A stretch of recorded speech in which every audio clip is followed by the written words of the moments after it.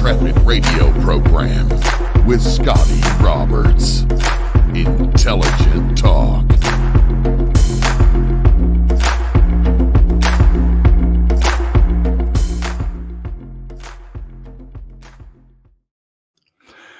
Good evening, folks. Happy Monday. Welcome to the program. I'm Scotty Roberts, your host of this here, my show, the Intrepid radio program, podcast, broadcast, right here on my YouTube channel. And it's over on Facebook, it's over on YouTube, it's over on Instagram, and it's on X, formerly known as Twitter, and also on my Patreon channel. So welcome tonight. Glad to have you here. I have my steaming cock cup full of something hot and steamy and caffeinated. I hope you are enjoying yourself over there.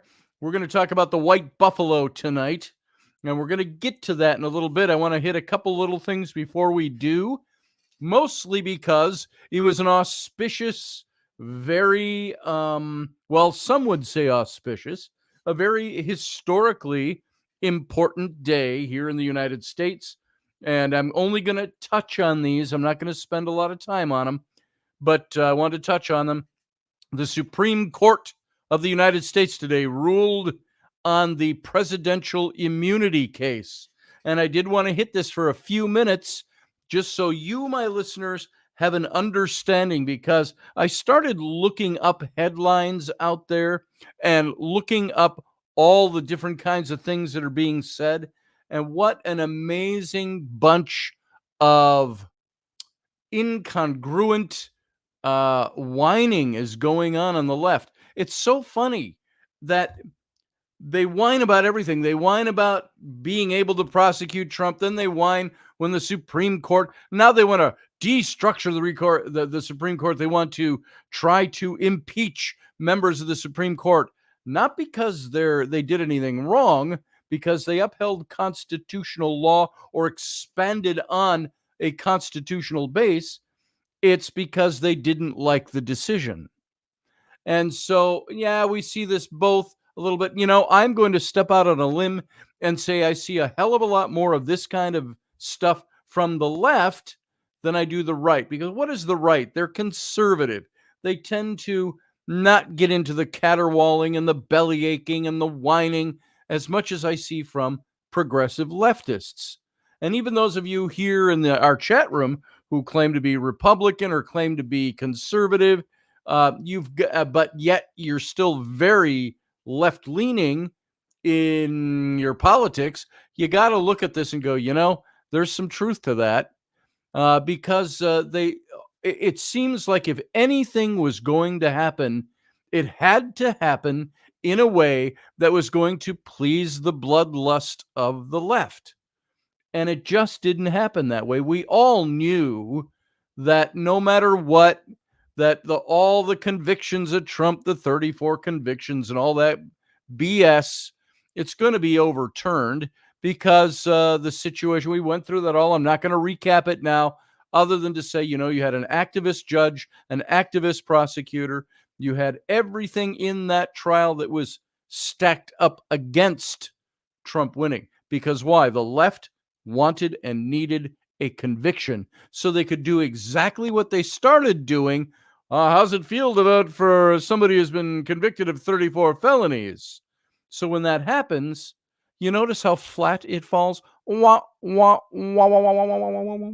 It doesn't work because most people out there know what a farce that trial was, what a farce most of these indictments are. And I say most because some of them are just indictment heaped upon indictment. So the big thing that Trump challenged and the thing that he brought to the Supreme Court of the United States, which was, and Chuck, it was outside the time he was president, yes, but it was documents that he took with him as he left office. That's what that was about. And the stuff that they were trying him for, paperwork, ledger inaccuracies, they're saying 34 times, and things that were misdemeanors in New York, not felonies. And it had expired. I didn't want to get into this, but since Chuck mentioned it, that misdemeanor expired back before 2019 or right around 2019. The feds had already looked at that case and said, thank you for playing. There's nothing here. And so they didn't take it up. And so what did Bragg do? He went ahead and he pulled some shenanigans with the law, and he got the misdemeanor whose statute of limitations had expired, and he got it reopened. And then he tried to link it. Well, he did. He linked it to federal law regarding, and started to say that what Trump did was campaign finance violations. Therefore, it was tampering with the election interference, which, say it with me now, that's B as in B, S as in S. And we all knew it. The problem is, when it's in court, what can you do to stop that? Short of an armed rebellion, you can't. And so people watched it play out. And the fact that he got convicted on all 34 counts is as much a farce as the charges themselves. They will be dropped in appeal.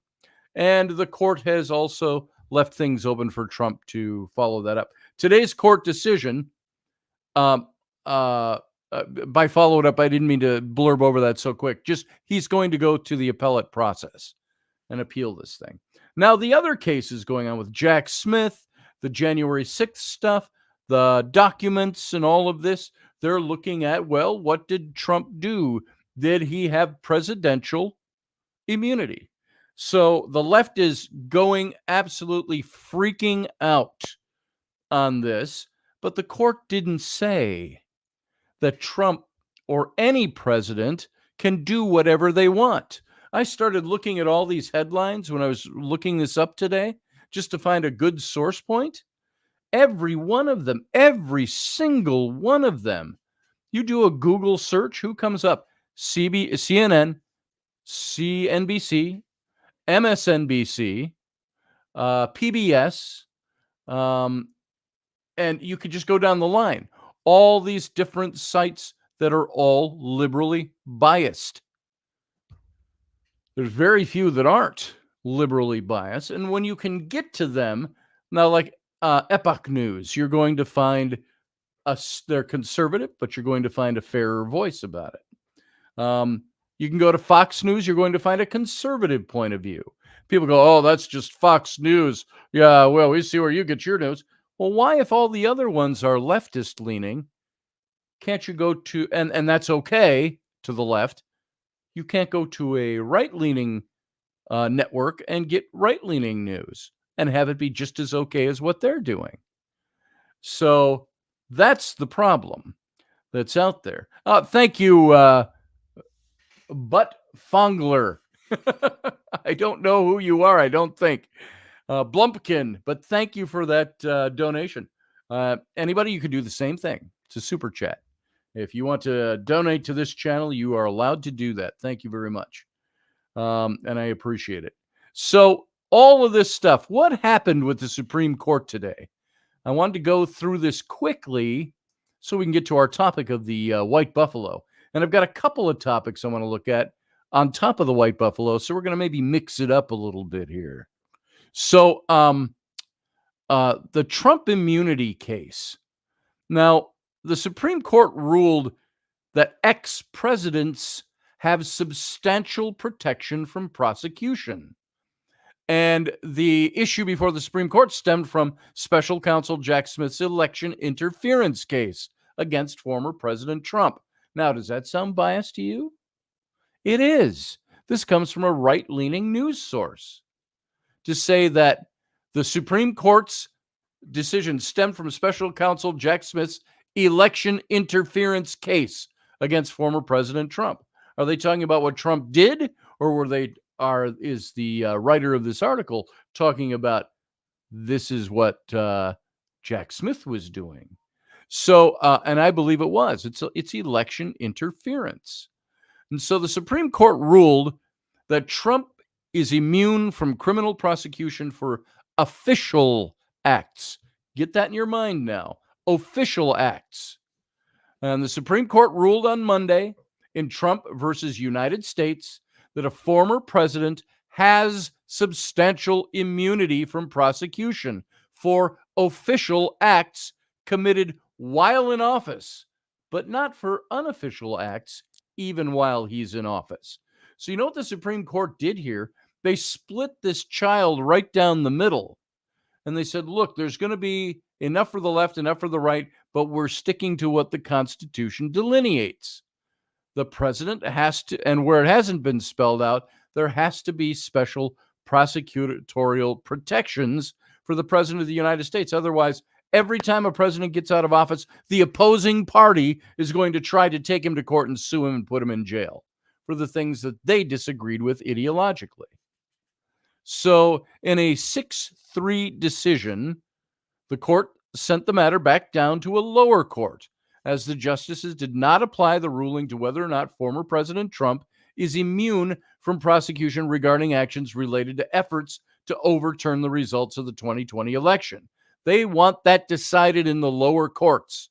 They're not ruling on that. They're ruling on the principle that a president has certain protections and certain immunities from prosecution. Otherwise, his hands would be tied trying to do his job with what he has to do. So the president enjoys no immunity for his unofficial acts, and not everything the president does is official, Chief Justice John Roberts wrote for the majority. The president is not above the law, but Congress may not criminalize the president's conduct in carrying out the responsibilities of the executive branch under the Constitution. And the system of separated powers designed by the framers has always demanded an energetic, independent executive. This is what Roberts wrote and his decision. And the SCOTUS weighs this monumental constitutional fight over the Trump immunity claim. The DOJ can, but they can't, Chuck. The DOJ can't do that. Congress can't do it. If the Congress can't do it, the DOJ can't do it. If there is a presidential immunity, the DOJ can't act independently of the Constitution. This is what they were ruling on. So the president, therefore, may not be prosecuted for exercising his core constitutional powers.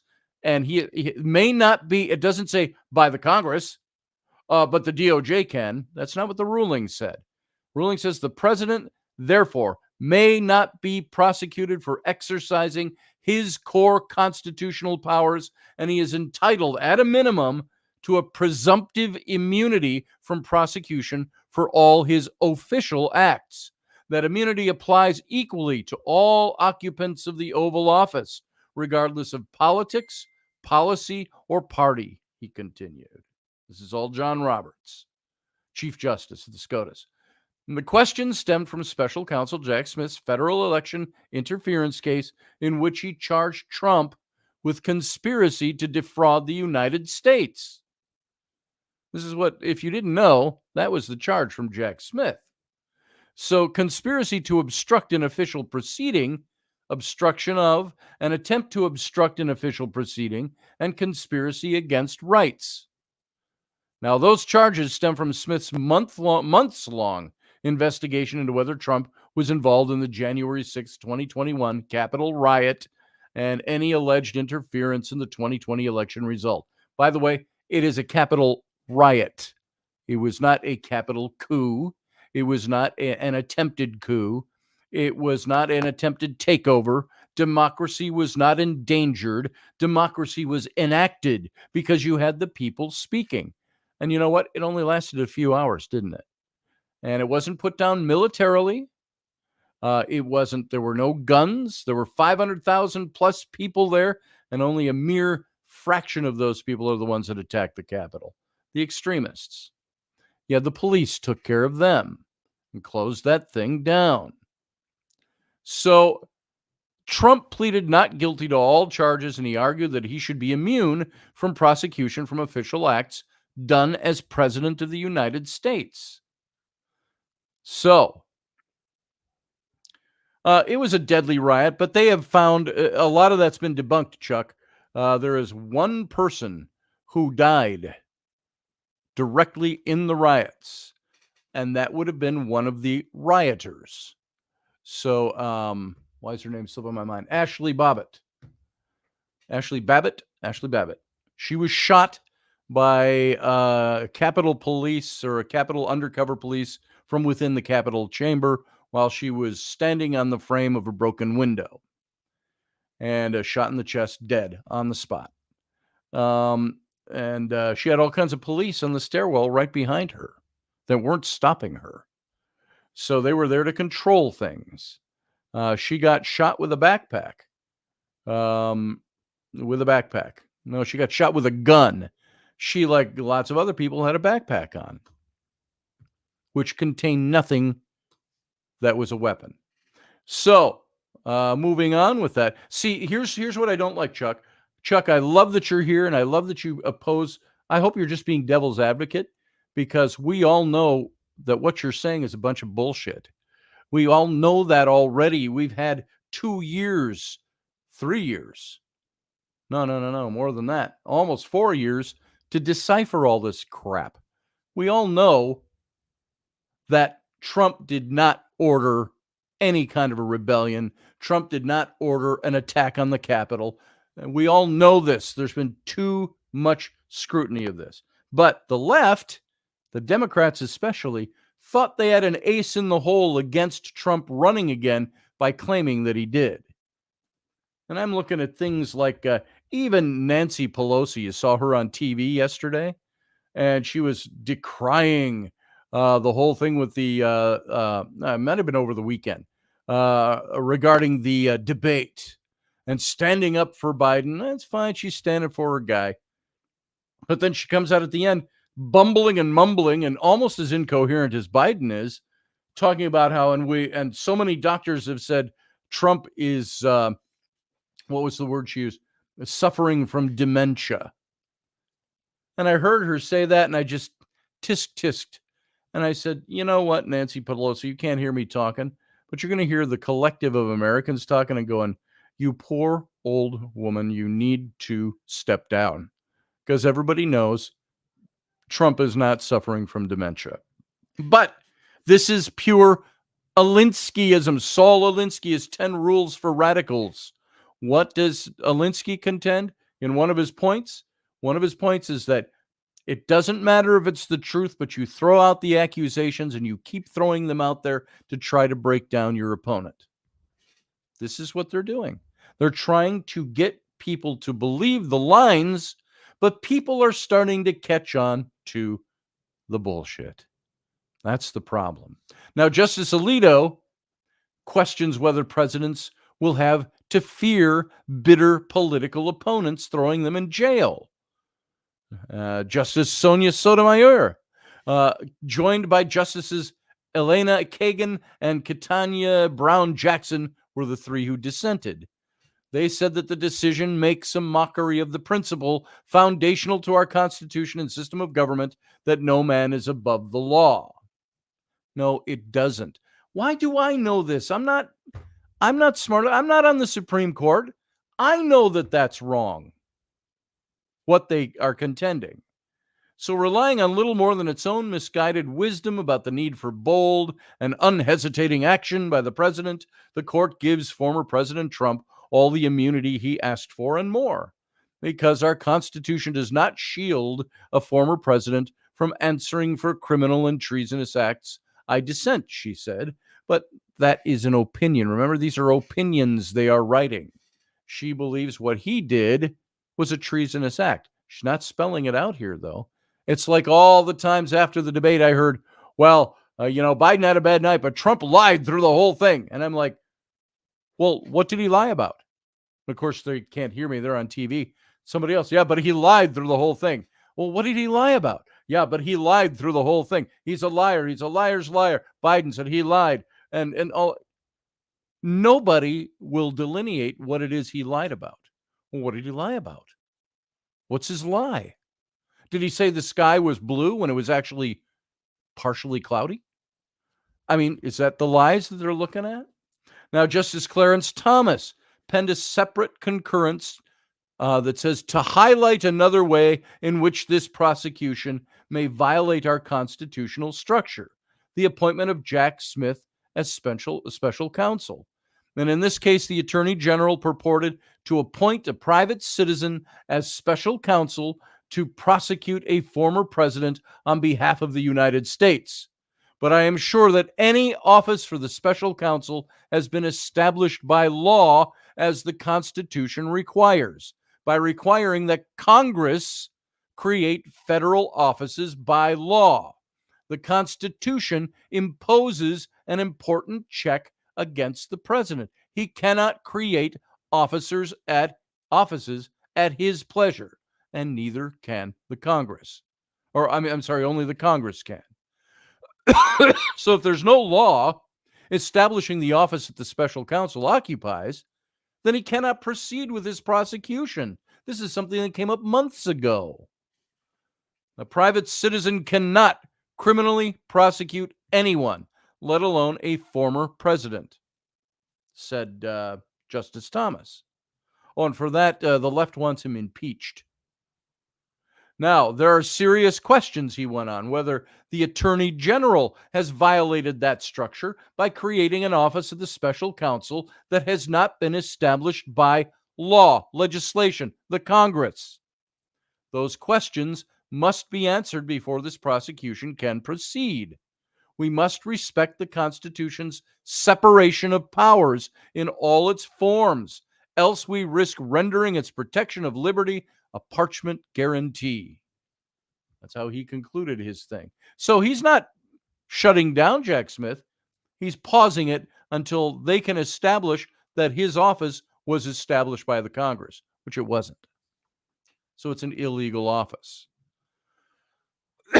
This is how eager and drool dripping from the corners of their mouth the left is to try to create a situation where Trump cannot run for office.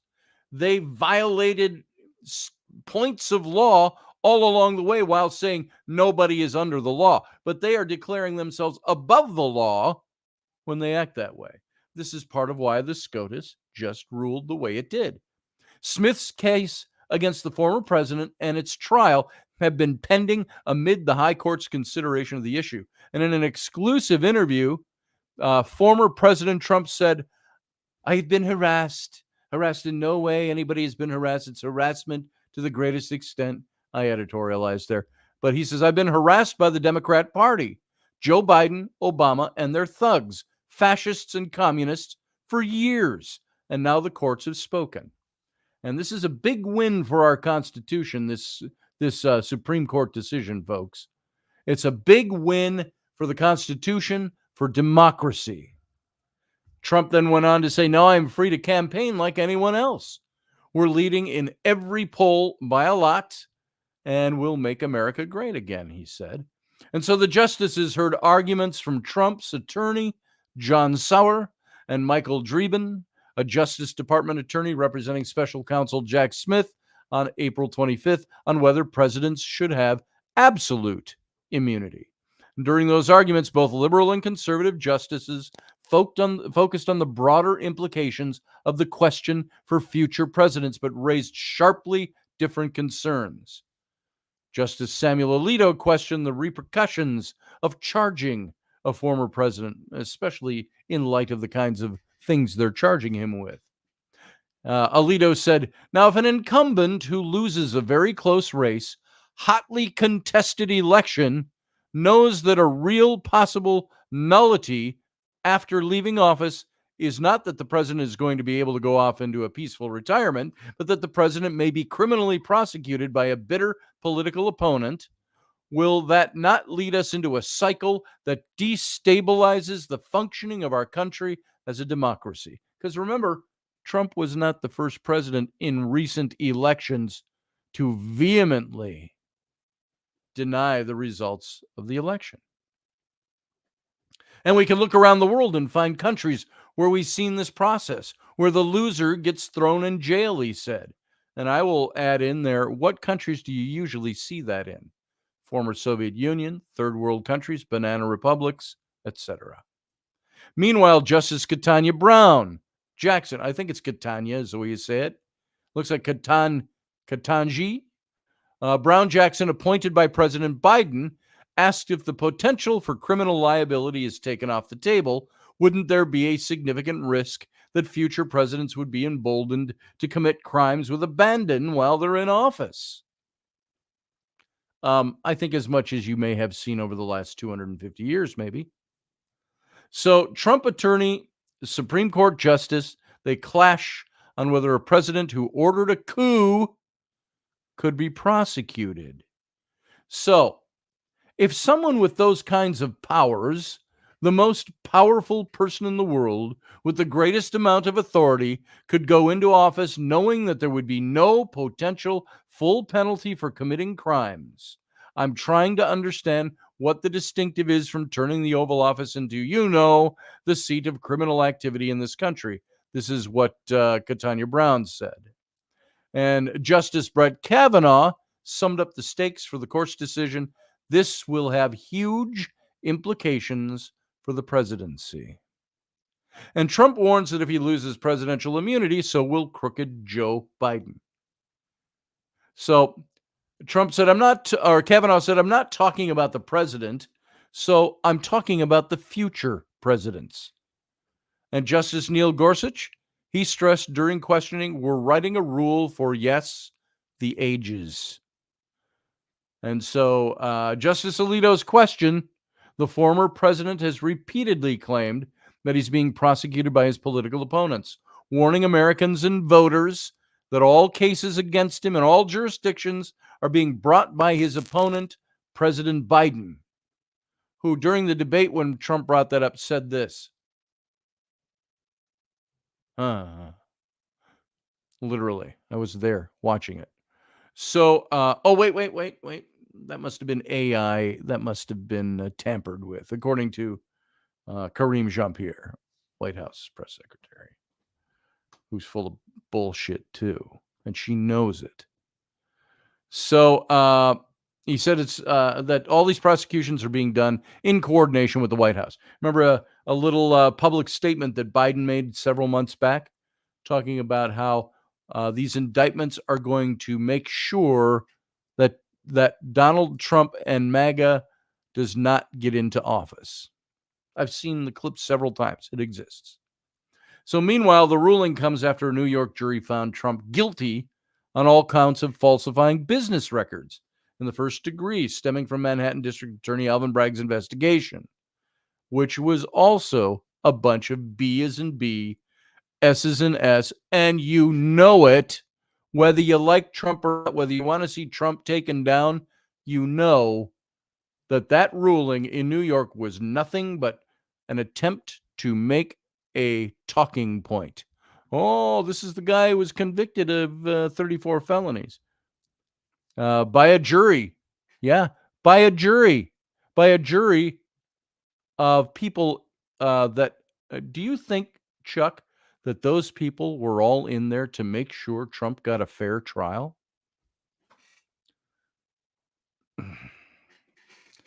Chuck, if you believe that, what's the old saying? I got a bridge in Brooklyn for you that you can buy real cheap. Barbie D says, Chuck, I truly think all the past presidents all have something to hide. So, well, everybody's got something to hide, I'm sure. It's whether or not they are criminals. Yeah, and I agree with Professor Bauer here. It's not Biden that's bad, Chuck, he says. It's those pulling his strings. What part of that don't you see? And I would ask all of you the same question. What part of that don't you see? That is the raging question on all of this. So, I've got some other things.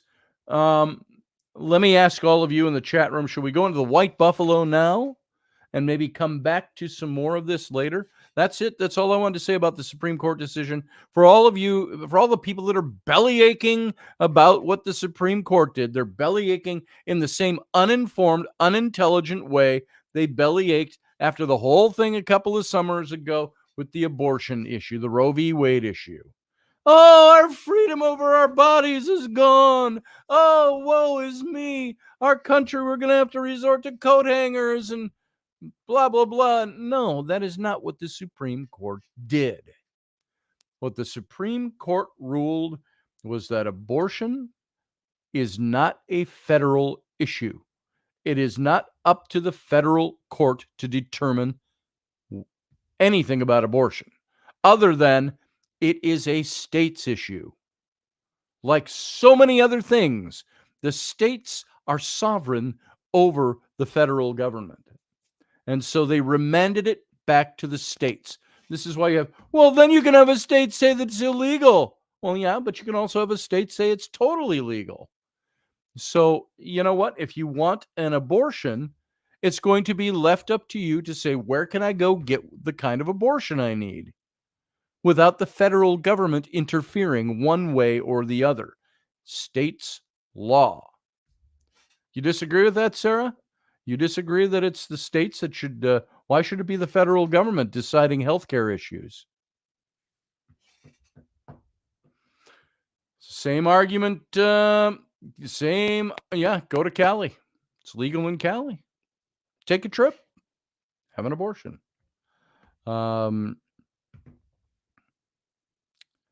Let's see. I wanted to go on and say, look, I've got some other things here.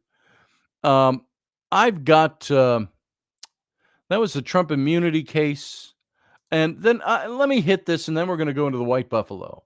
I'm going to do like you hear on so many other shows out there, or news shows. I go, we've got the big story tonight on the blah, blah, blah, blah, blah, blah. And you go, oh, I got to watch this. And you tune in, and it doesn't come on until 35 minutes into the broadcast after sports.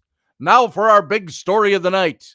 That's kind of what we're going to do with the White Buffalo tonight. So hang on. I've got one other little thing that I want to hit. And believe me, this is little. Might take up a half an hour of my radio time, but that's okay, because on the grand scheme of things, it's a very short period of time. Here's a reality check. Reality check, folks. You can't, this is a different topic now. Now they're all talking about, the left is all freaking out about Biden's performance, and the left is also finding any way they can to justify how bright and sharp and on the spot Joe Biden is when he's not. And to say he's not, it's like, this is a thing about the emperor's new clothes where this fits in. Oh, isn't that a beautiful suit of clothes Biden is wearing when he's naked? Everybody knows. And it's not a thing of saying, I'm doing this, I'm going to jab you with this, Biden. No, it's one of saying the man should not be the leader of the free world. Period. He needs to step down or be removed from office. And if he does not voluntarily step down, do you think the Democrats will remove him? There's a question for you. Speculative. But here's a reality check. You can't just switch candidates. The pundits and the donors are getting high on their own pixie dust, folks. Democrats are in a tizzy after spending years shamelessly lying about Joe Biden's obvious mental decline. They've been forced to confront the reality that the emperor has no marbles, clothes. And here's the thing. With all of them admitting that now, I have said all along, do you know why they won't pull Biden? Because then the Democrats will have to admit, we've been lying to you all along. They've known this all along. So they're going to switch him out just like that. That's what people are wanting them to do. I think that's what they may end up doing. It's so simple, so easy, so ridiculous. The reality of the matter is far more complicated. Even if those actually in charge, what Axios now calls the Biden oligarchy, were convinced that they could lose, and even if they wanted to surrender their power and their money, that money can't just be switched over, not without torpedoing the campaign's entire media strategy. First, Biden campaign operatives are unconvinced by the meltdown in the media. They still truly believe they're the best chance of beating former President Donald Trump in November with Joe Biden at the helm. But what about California Governor Gavin Newsom? The pundits might shriek. But the White House is more clear, cited on the reality of the party's bind with Kamala Harris. The 2020 search for a competent and senior black woman willing to serve as vice president basically turned up a conspiratorial perennial loser from Georgia and the Californian who called Biden a racist and came in dead last in the party primary. All those things about her are true, by the way, if you don't remember. So the party chose the latter. And while the contract might not be signed in blood, it's sealed with the race politics so central to the modern Democratic Party. Are Democrats going to deny the nomination to the first woman, the first Black American woman, and the first South Asian American to be elected VP? Well, she's a mix of those two. Longtime D.C. journalist Mike Allen and Jim Van Heidel or Van de Heij ask that question. Well, it's hard to see is their answer. But even the people paid to like Kamala Harris do not like Kamala Harris. And for all the freak out about the gently alive corpse, Joe Biden, that's in quotes, by the way, no one thinks she has a better shot of winning.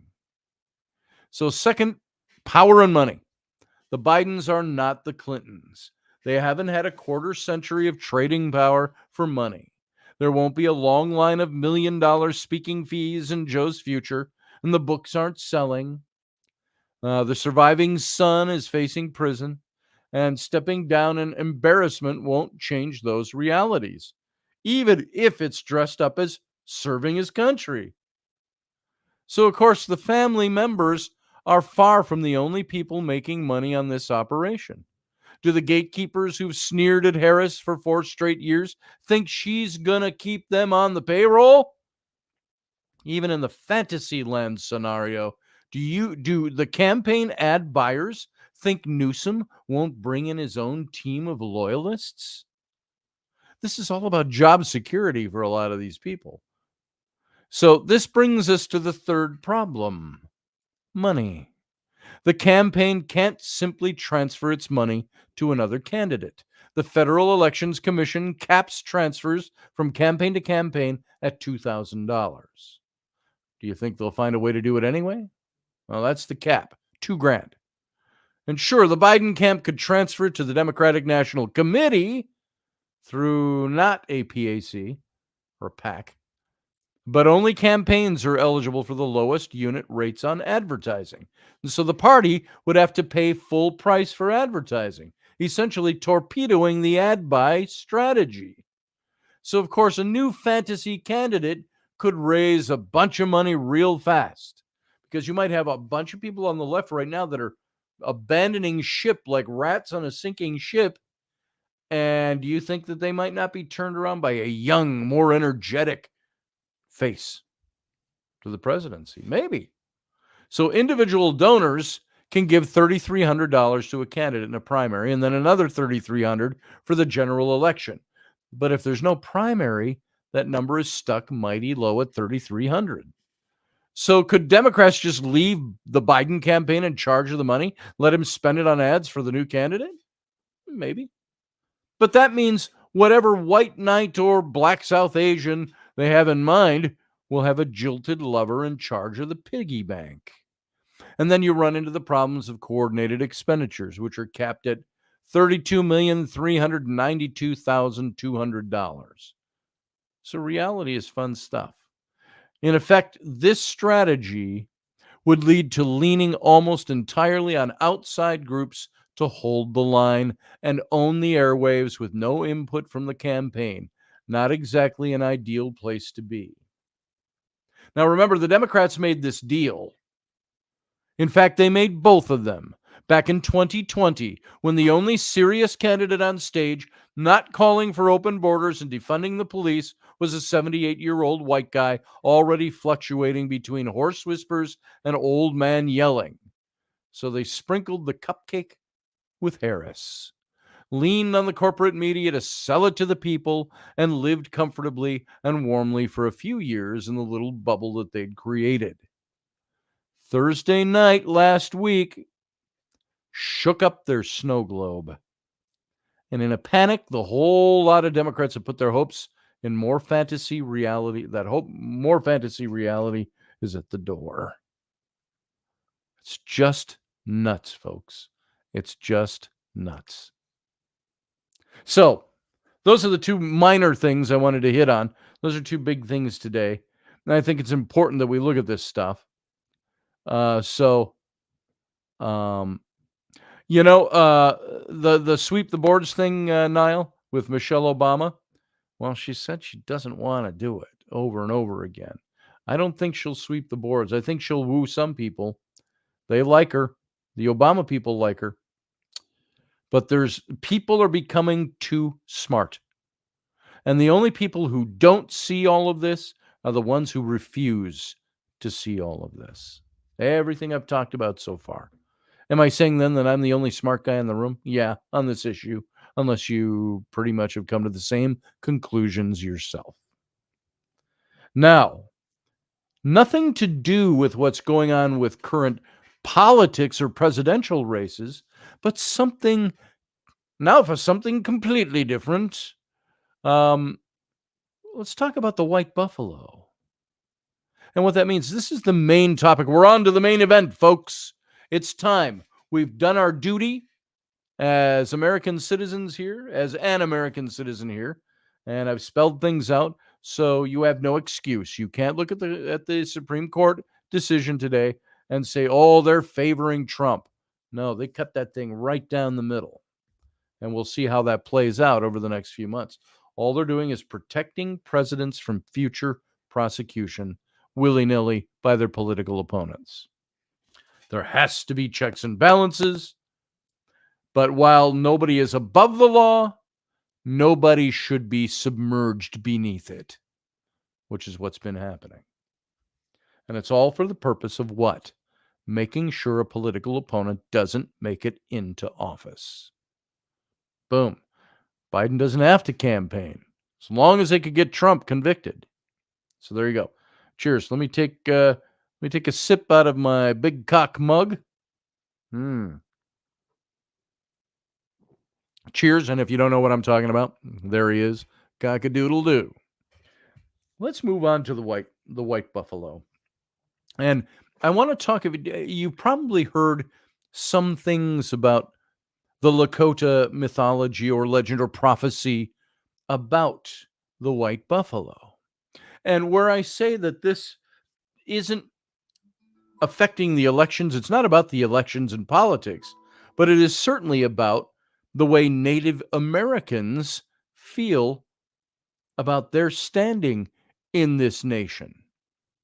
Now, many of them are many of your Native Americans are members of independent nations within our nations on the reservation system. But they are subjugated people. And if you remember way back, do you know it's been almost 5 years since we did this? Way back when we did the series on Bury My Heart at Wounded Knee. One of the last episodes we did had to do with the ghost dance and the massacre at Wounded Knee.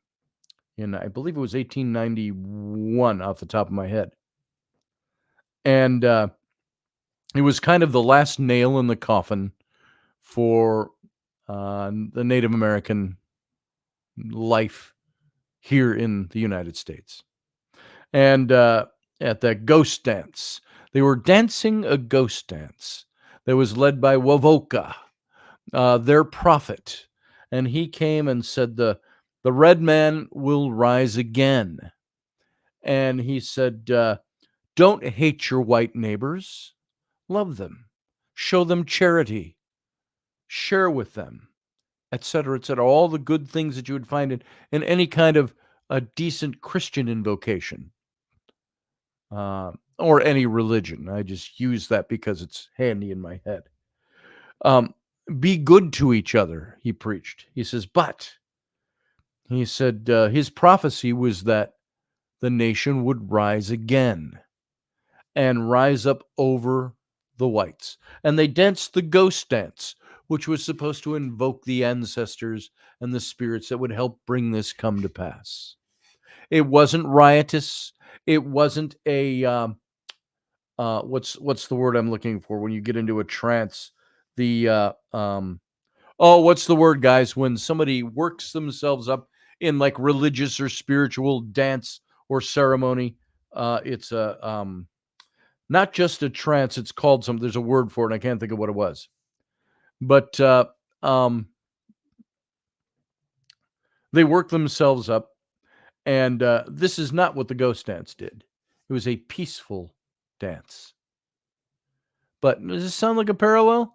It was a peaceful dance that the U.S. government and the military saw as an act of rebellion,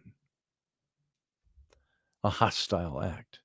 Well, at Wounded Knee in 1891, they were dancing the ghost dance. They were told to stop. They were surrounded by frenzy, not frenzy. There's another word I'm looking for.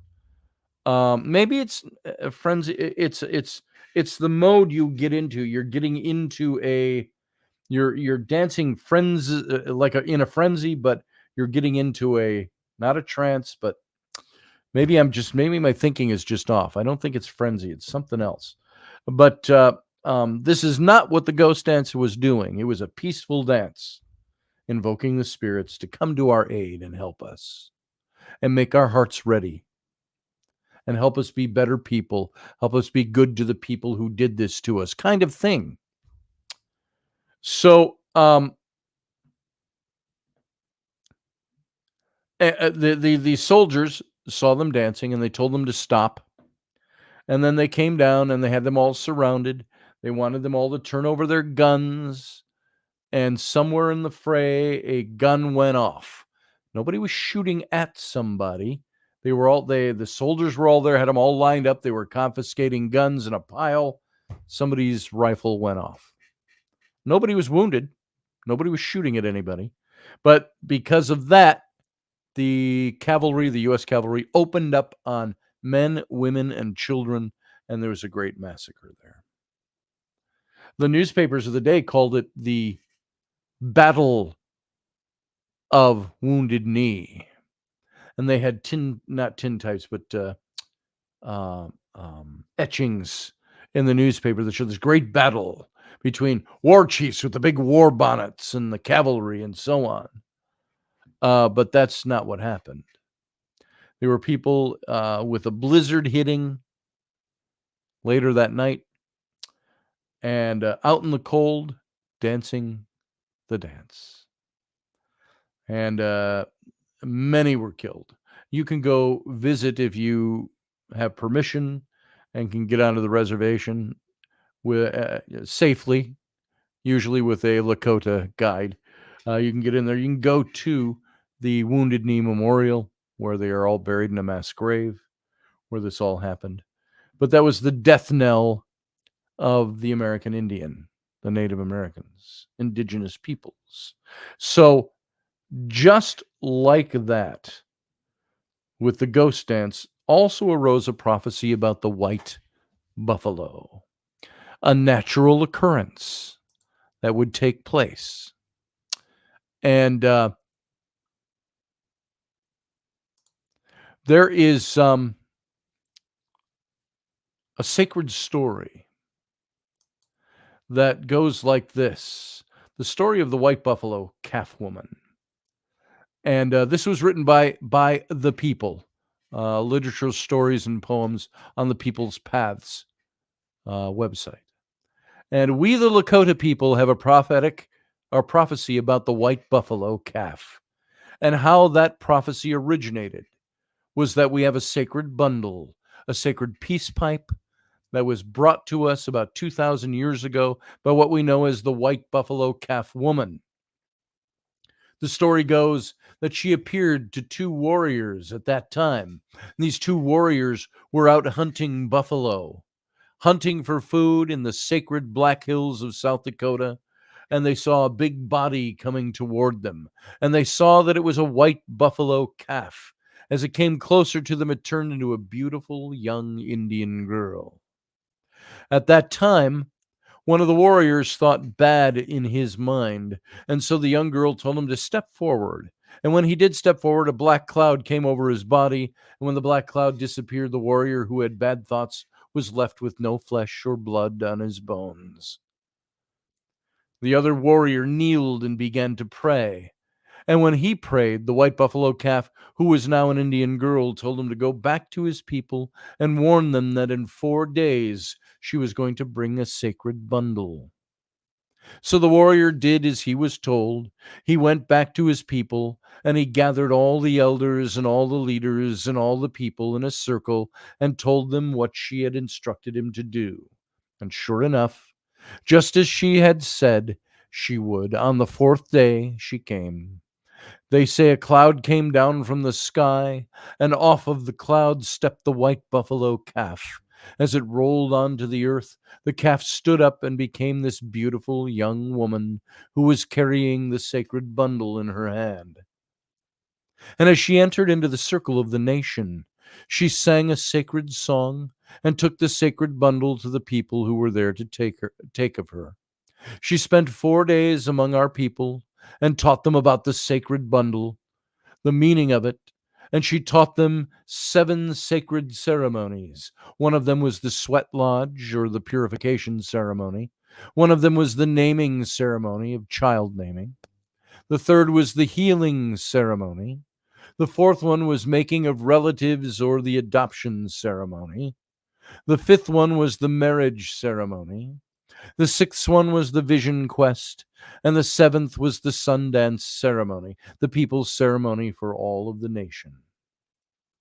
And many of you might be familiar with many of these because we've seen them and we've talked about them too in different. This would be great. I wish I could have Ruben Fasthorse with us tonight. But all of these things are things he's talked about. So she brought us 7 sacred ceremonies and taught our people the songs and the traditional ways. And she instructed our people that as long as we performed these ceremonies, we would always remain caretakers and guardians of sacred land. She told us that as long as we took care of it and respected it, that our people would never die and would always live. When she was done teaching all our people, she left the way she came. She went out of the circle, and as she was leaving, she turned and told our people that she would return one day for the sacred bundle, and she left the sacred bundle, which we still have to this very day. And the sacred bundle is known as the white buffalo calf pipe because it was brought by the white buffalo calf woman. It is kept in a sacred place on the Cheyenne Indian Reservation in South Dakota. It's kept by a man who is known as the keeper of the white buffalo calf pipe, and his name is Arval Looking Horse. And when she promised to return again, she made some prophecies at that time. One of those prophecies was that the birth of a white buffalo calf would be a sign that it would be near the time when she would return again to purify the world. And that what she meant by that was that she would bring back harmony again and balance spiritually. So that's the story of the white buffalo. Now, in the news, if you had not heard it, there was the birth of a white buffalo. And the native tribes are holding this very sacred. It was just very recently. And the sacred return is the tribal ceremony honors the birth of a prophesied white buffalo calf. And Chief Looking Horse, who we just mentioned, Arval Looking Horse, presides over the ceremony to honor the calf, attended by 500 people just west of Yellowstone National Park. And this was just 2 days ago. So in Hebgen Lake, Montana, The birth of a sacred white buffalo calf in Yellowstone National Park's Lamar Valley fulfills this tribal prophecy according to Native American spiritual leaders. And the prophecy means people need to take better care of Mother Earth and must come together to do so. Now, before you scoff at, the whole Mother Earth thing, I've heard that so much. Oh my God, that is just so much New Age psychobabble. Mother Earth. Well, this is in a different respect. Mother Earth, Father Sky. This is Native American Lakota, if you will, spirituality. So, take better care of our mother, the earth. And we must come together to do so. Leaders and elders told a group of about 500 people gathered on Wednesday of last week on the north shore of Hebgen Lake. Hebgen or Hebgen? Not quite sure. Hey, Heather Meyer. Good to see you. Hi, she says over in the chat room. Glad you're here. So the prophecy of the white buffalo means people will need to take better care of their mother, the earth. And so it's up to each and every one of you to make it happen. This looking horse continues to go on. For the future of our children, we must come together and bring that good energy back. And the spiritual and the ceremonial leader of the Lakota, the Dakota, and the Nakota people, and the 19th generation keeper of the sacred white buffalo calf pipe and bundle. 19 generations. So my ancestors go back 9 generations in this country, back to the 1710, when my Welsh ancestors emigrated to Goochland, Virginia. That's only 9 generations going back to 1710, which was just a little over 300 years ago. Imagine 19 generations he's had this in his possession. Well, he and his forebears had this sacred bundle in their possession. Now, Looking Horse presided over the ceremony, and he unveiled a buffalo hide painted with a portrait of the calf, naming it Wakangli, which means sacred return. Sacred comes home, or comes holy. So all of those meanings, according to tribal leaders who were at the ceremony. And representatives from the Shoshone, Bannock, Lakota, Sioux, Northern Arapaho, and Colville tribes were among those who told the crowd of tribal members, tourists, and all the others who had traveled to the ceremony at the Buffalo Field Campaign headquarters that the birth of Wakangiri was a foreboding message that the world is in a bad place at the moment. I don't think there's any of us, whether you're Native American spirituality or not, that can disagree with that statement. But also that it would help bring forth guidance on how to fix things. So understand that our ancestors came here, or come here, and that when we come here, those spirits of our ancestors wake up and we introduce ourselves to the land, said Darnell Sam, the Wenatchee Salmon chief and a member of the Colville Confederated Tribes in Washington. When we sing our songs, those spirits visit one another. They hold each other up. And that's what we're here to do today, is to support one another for this buffalo spirit. So said Darnell Sam. So the cultural heritage of the white buffalo calf to the native tribes looks like this. Long ago, Looking Horse said, there was a time when food was disappearing. Bison were scarce, and the people were sick and hungry. Tribes were looking for buffalo near what is now known as Devil's Tower, when the white buffalo calf woman presented herself to 2 scouts. The next day, the white buffalo woman appeared again, as she had promised, and brought the sacred red stone pipe and the bundle and showed them how to pray to the Creator and find food. And by the way, if you didn't know this, it's a national park, and it's now illegal, like owning eagle feathers. It's illegal unless you are part of a tribe. There is redstone down in the southwestern corner of Minnesota, where you can go. The mountains, the cliffs are made up of this pipestone, the red pipestone. I would love to get my hands on some of it, but I think you can buy it through the tribe, and that's about it. You can't just go chisel some out for yourself. It's a soft, sculptable stone that they use for pipes. It's a little like looking at a meerschaum pipe, only red. So,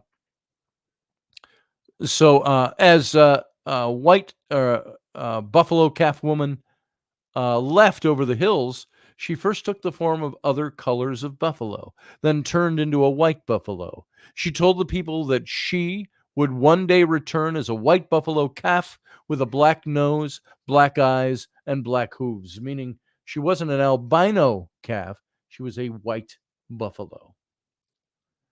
So Mother Earth is going to be sick and has a fever. And that's happening right now as we speak. This is a prophecy that's been fulfilled, Looking Horse said to the people congregated the other day.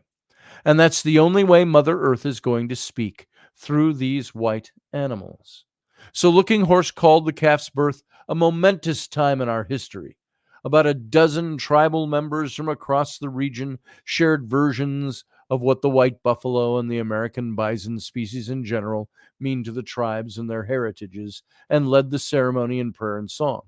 And the arrival of the calf also offered a chance for deep reflection, the speaker said, on why it appeared now and how people need to recognize that its coming means they will have to change their behaviors with each other and with nature in order to save Mother Earth. Look at the interactions that we have as human beings, because there's something we're missing there, said Devin Oldman of the Northern Arapaho tribe on the Wind River Reservation in Wyoming.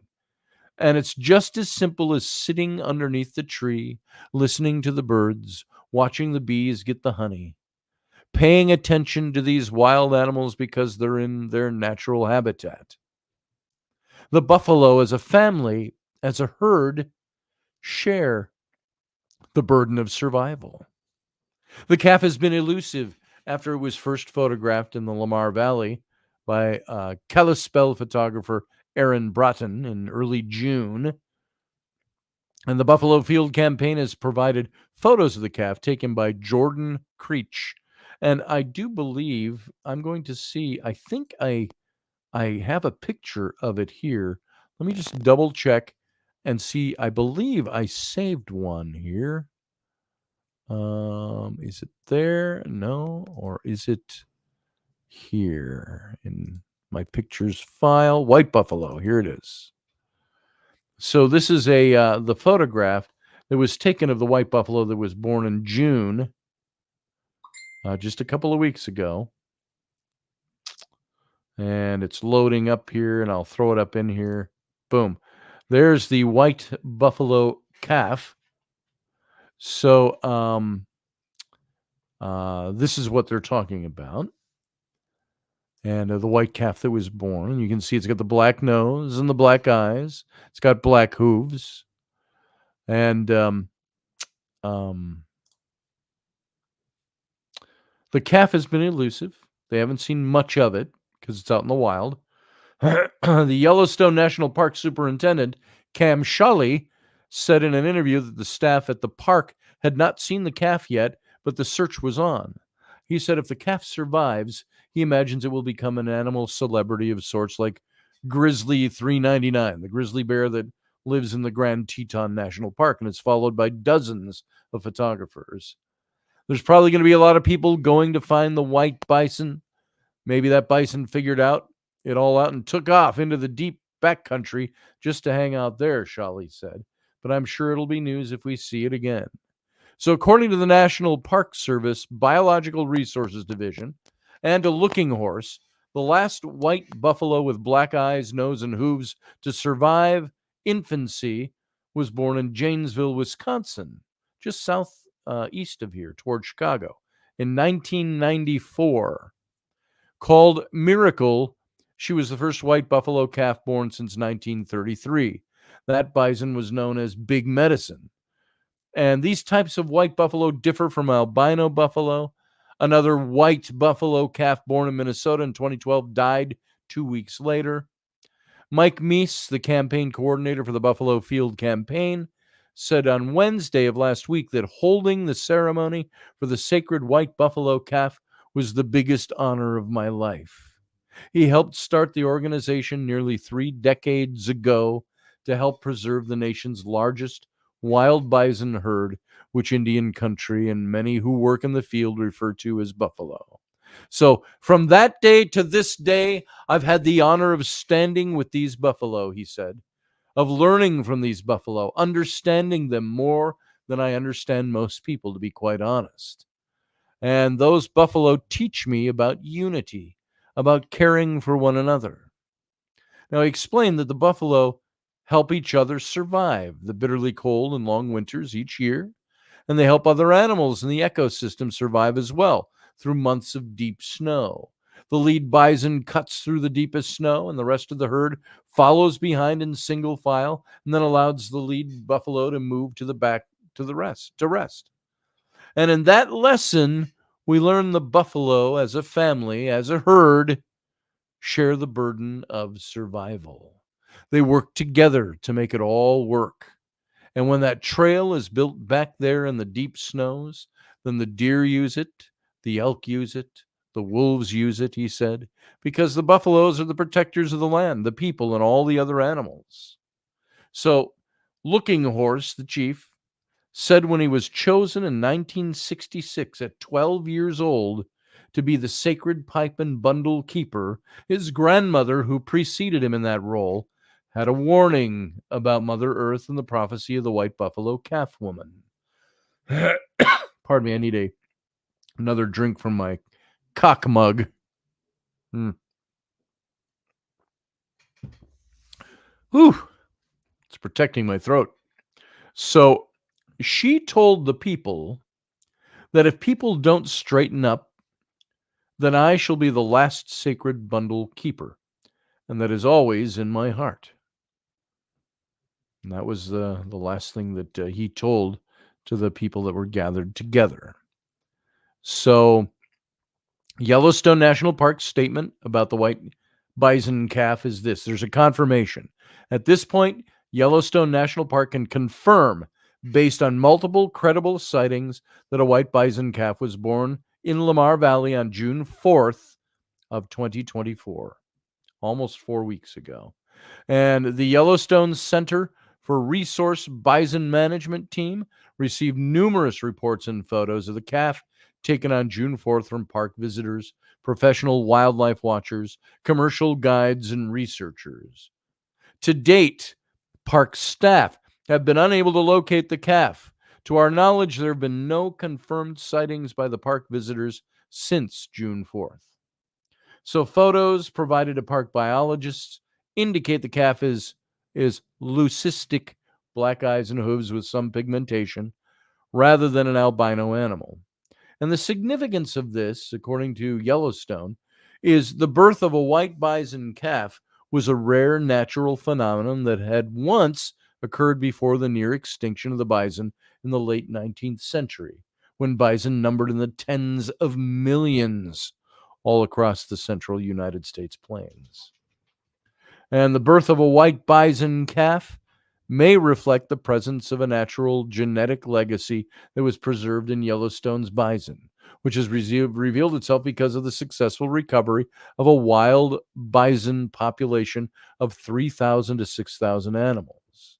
And the birth of the white bison calf in the wild is a landmark event in the ecocultural recovery of the bison by the National Park Service, especially with the DNA linkage.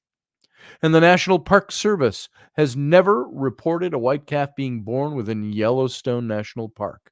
And the birth of a white bison calf in the wild is believed to occur 1 in 1 million births, or even less frequently than that.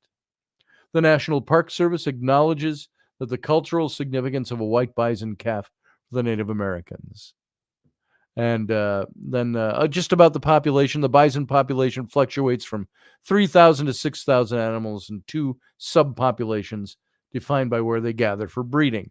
And the northern herd breeds in the Lamar Valley and on the high plateaus around it. And the central herd breeds in Hayden Valley.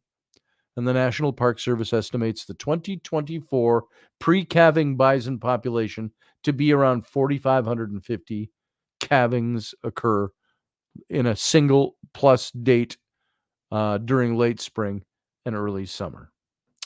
And then it goes, this little article goes into more about what the park is going to do for preservation and so on.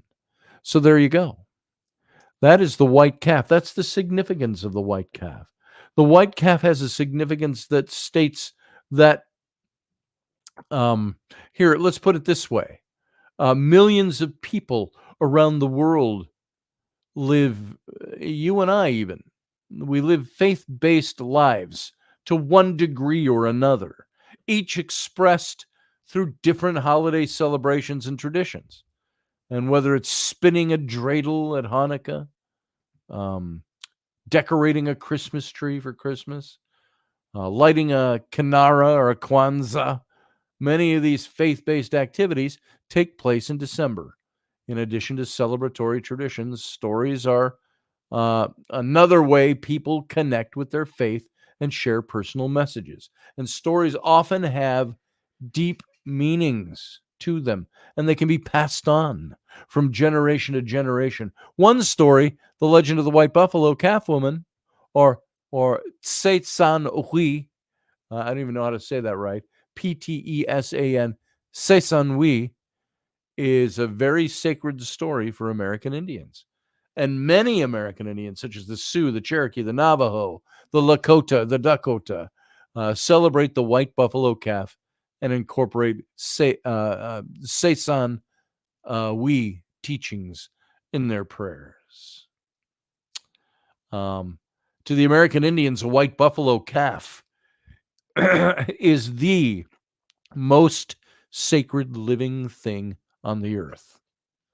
The calf is a sign to begin life's sacred loop. And some American Indians say the birth of a white calf is an omen because the birth takes place in the most unexpected places and often happens among the poorest of people. And the birth is sacred within the American Indian communities because it brings this sense of hope.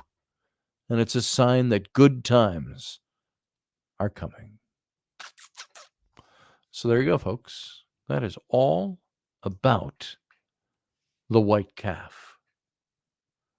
And there's probably, I wish Reuben Fasthorse could be here with us to shed a little light on this. So, folks, it is now 10:15. We're going to take a little bit of a break. We'll come back with the after show, The Captain's Cabin. And you can join in. I'm going to give you right now an invite, a link. So if you want to come on the show and talk with us, boom, here it is, pasting it into the chat room.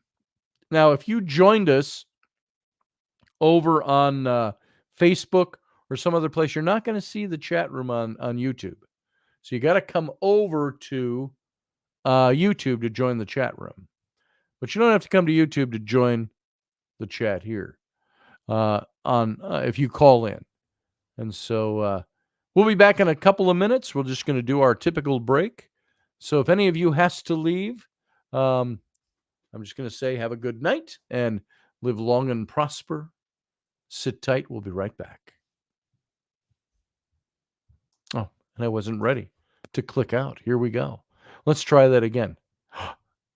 Live long and prosper. Sit tight. We'll be right back. Join us every weeknight at 9 p.m. Central Standard Time, 10 p.m. Eastern. The Intrepid radio program, a Scotty Roberts Productions broadcast.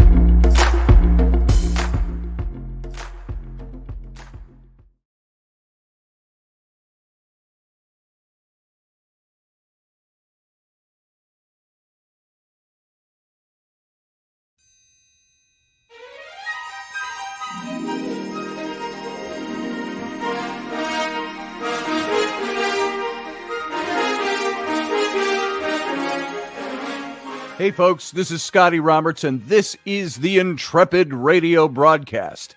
I've been broadcasting for about 20 years now, covering such topics as science, politics, the paranormal, weird science, weird world history, archaeology, and the paranormal. Everything from ghosts to cryptids to creepy things that go bump in the night.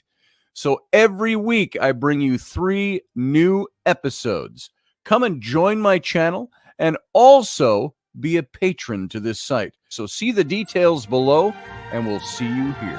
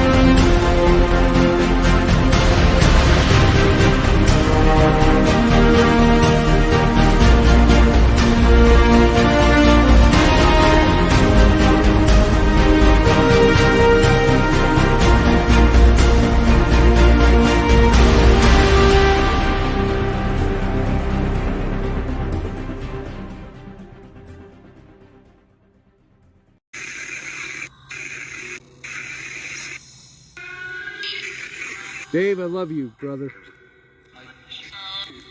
I miss you too. I miss you too, I heard. Yep, Did you guys hear that? I heard that. I miss you, Dave.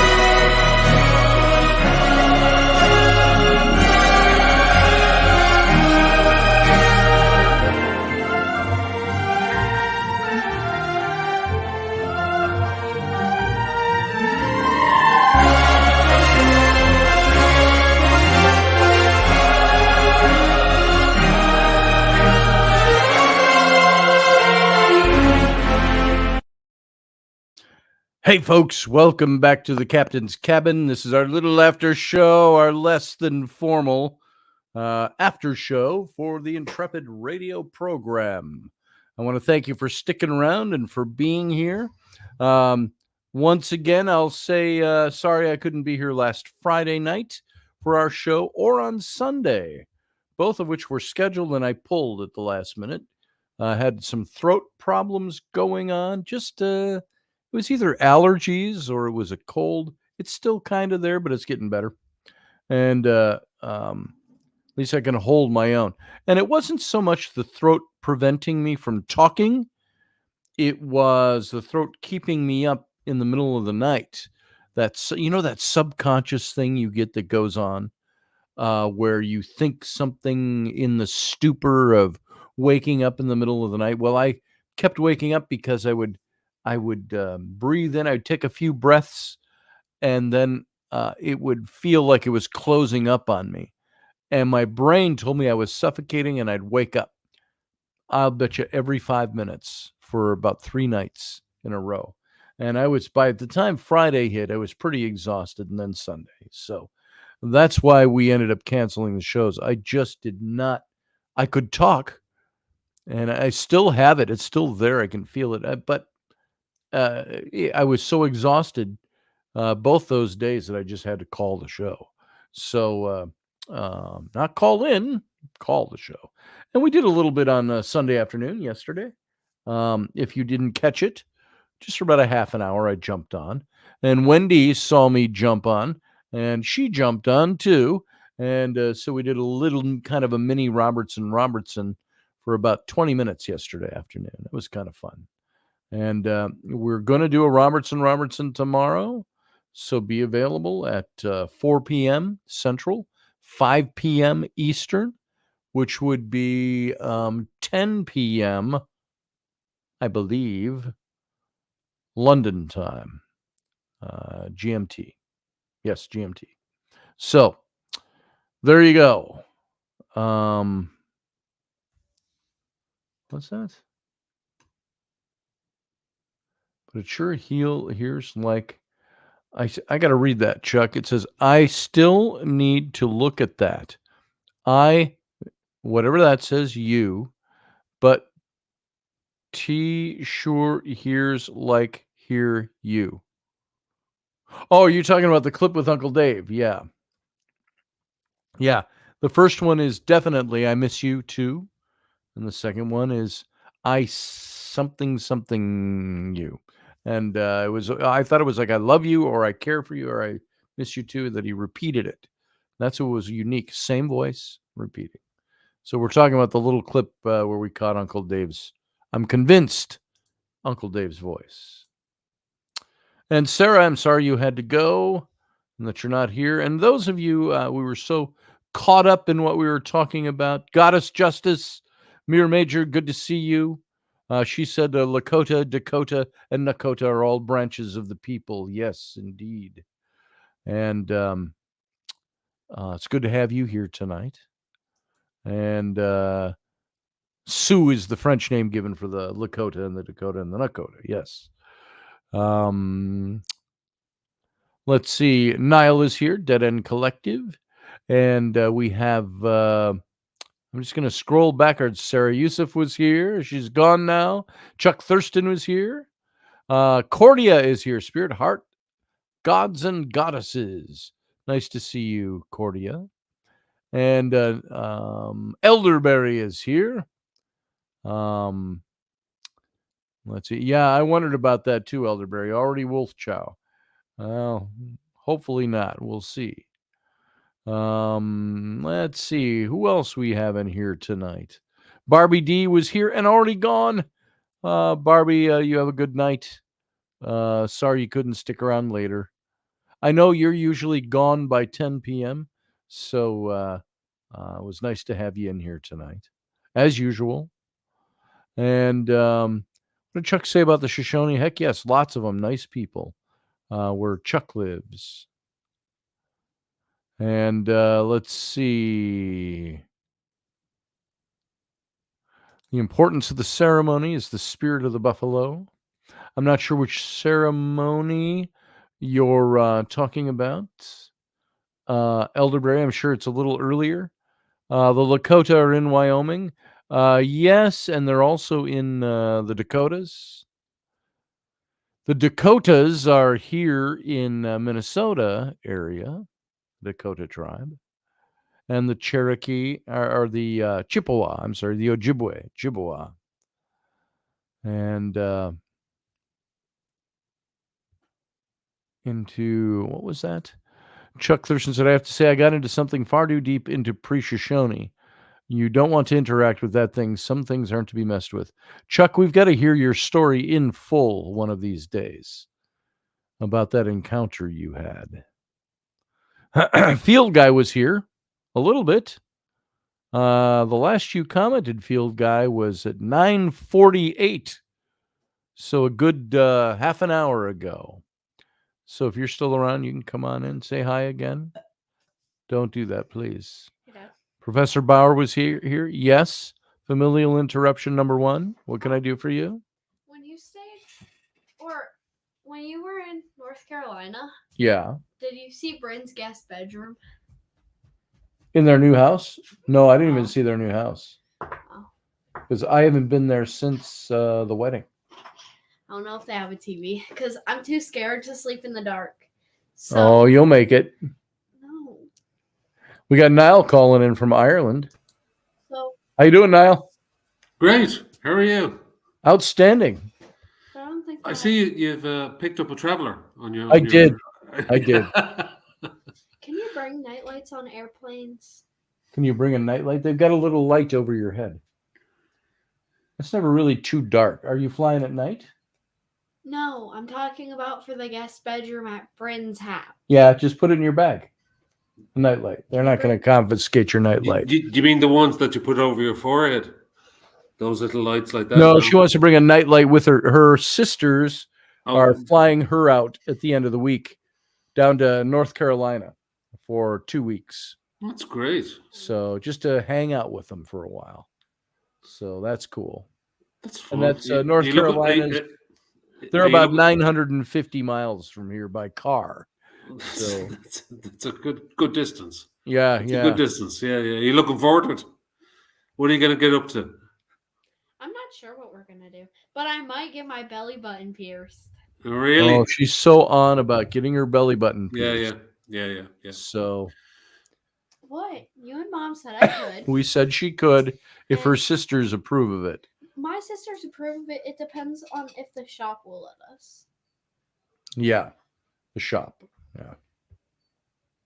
So, you got anything This else is great. going on? No. No, I need to go to Walmart again. I'm sure you do. I need to get a nightlight. Yeah. I'm not sleeping There's in a the ton, dark. There's a ton of night lights around here. I'm not sleeping in the dark. No, I want a Paw Patrol one. You want a Paw Patrol They night have light? them at Walmart. Oh, I They see. have Disney ones there. I see. I've got a Star Trek USS Enterprise No. night light. It's one of those flat pieces. It sits on the round pedestal and it lights up in like different, it looks like lasery colors. Peppa Yeah. Pig for Paw Patrol. Peppa Pig or Paw Patrol night light. You can take the Tell me, I think your dad is a bit of a soft touch, isn't he? Yeah, you know how to play. no, damn it, no. Hell no, I'm not getting you one of those. Yeah, That's for little no, kids. No, of course I will. Of course I will tell you. Of course. What's with you and the cartoon things you like to collect on your mugs and stuff? Oh, cheers, by the way. Dad, you wanted to let me get a Paw Patrol toothbrush today for the airplane. And then you told me you're gonna spend too much money. Said you're spending too much money. You want to go get all the little things, you get for travel shampoos and conditioners and soaps and deodorants, and toothpastes and toothbrush. I said, you've got all that stuff.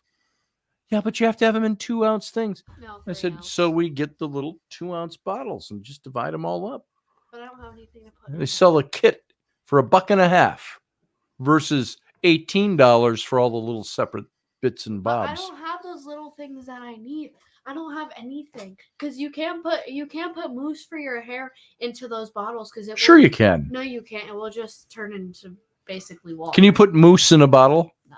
No, well, I would say it just bubble up into nothing. It'll just Yeah. be nothing left. Yeah. Exactly. Sounds like a good song. As soon as you pour out the mousse, it foams for like a minute and then it disappears. Yeah, I mean, Reindeers are better than people. yeah, the only way you could do it is Then to don't put you in, know put in, I'm put in right? mousse and a little bit of water. Shake Yeah, it up, mousse and a little bit and of you water. you might get enough to do. Or it to just your use hair. something different. Don't use mousse. I can't not use mousse. Use a different kind of gel stuff. I'm not using hair gel on my hair. It just makes my hair crusty. This is great, isn't it? This is just great. And then he was complaining about why I don't need to buy different kinds of shampoo and conditioner. I have curly hair. I need Oh, I see. That's like frizzed, curly, no, all over I- the Yeah. place. I straighten my hair. But I need curly conditioner for sure. Yeah. And maybe not the shampoo, because that doesn't matter that much, but I need the conditioner. Which Put your hands out like this. Put them out. no, you're gonna hit me. Oh, that was for slapping your hands in my face. So, yeah, that's the way we roll around here.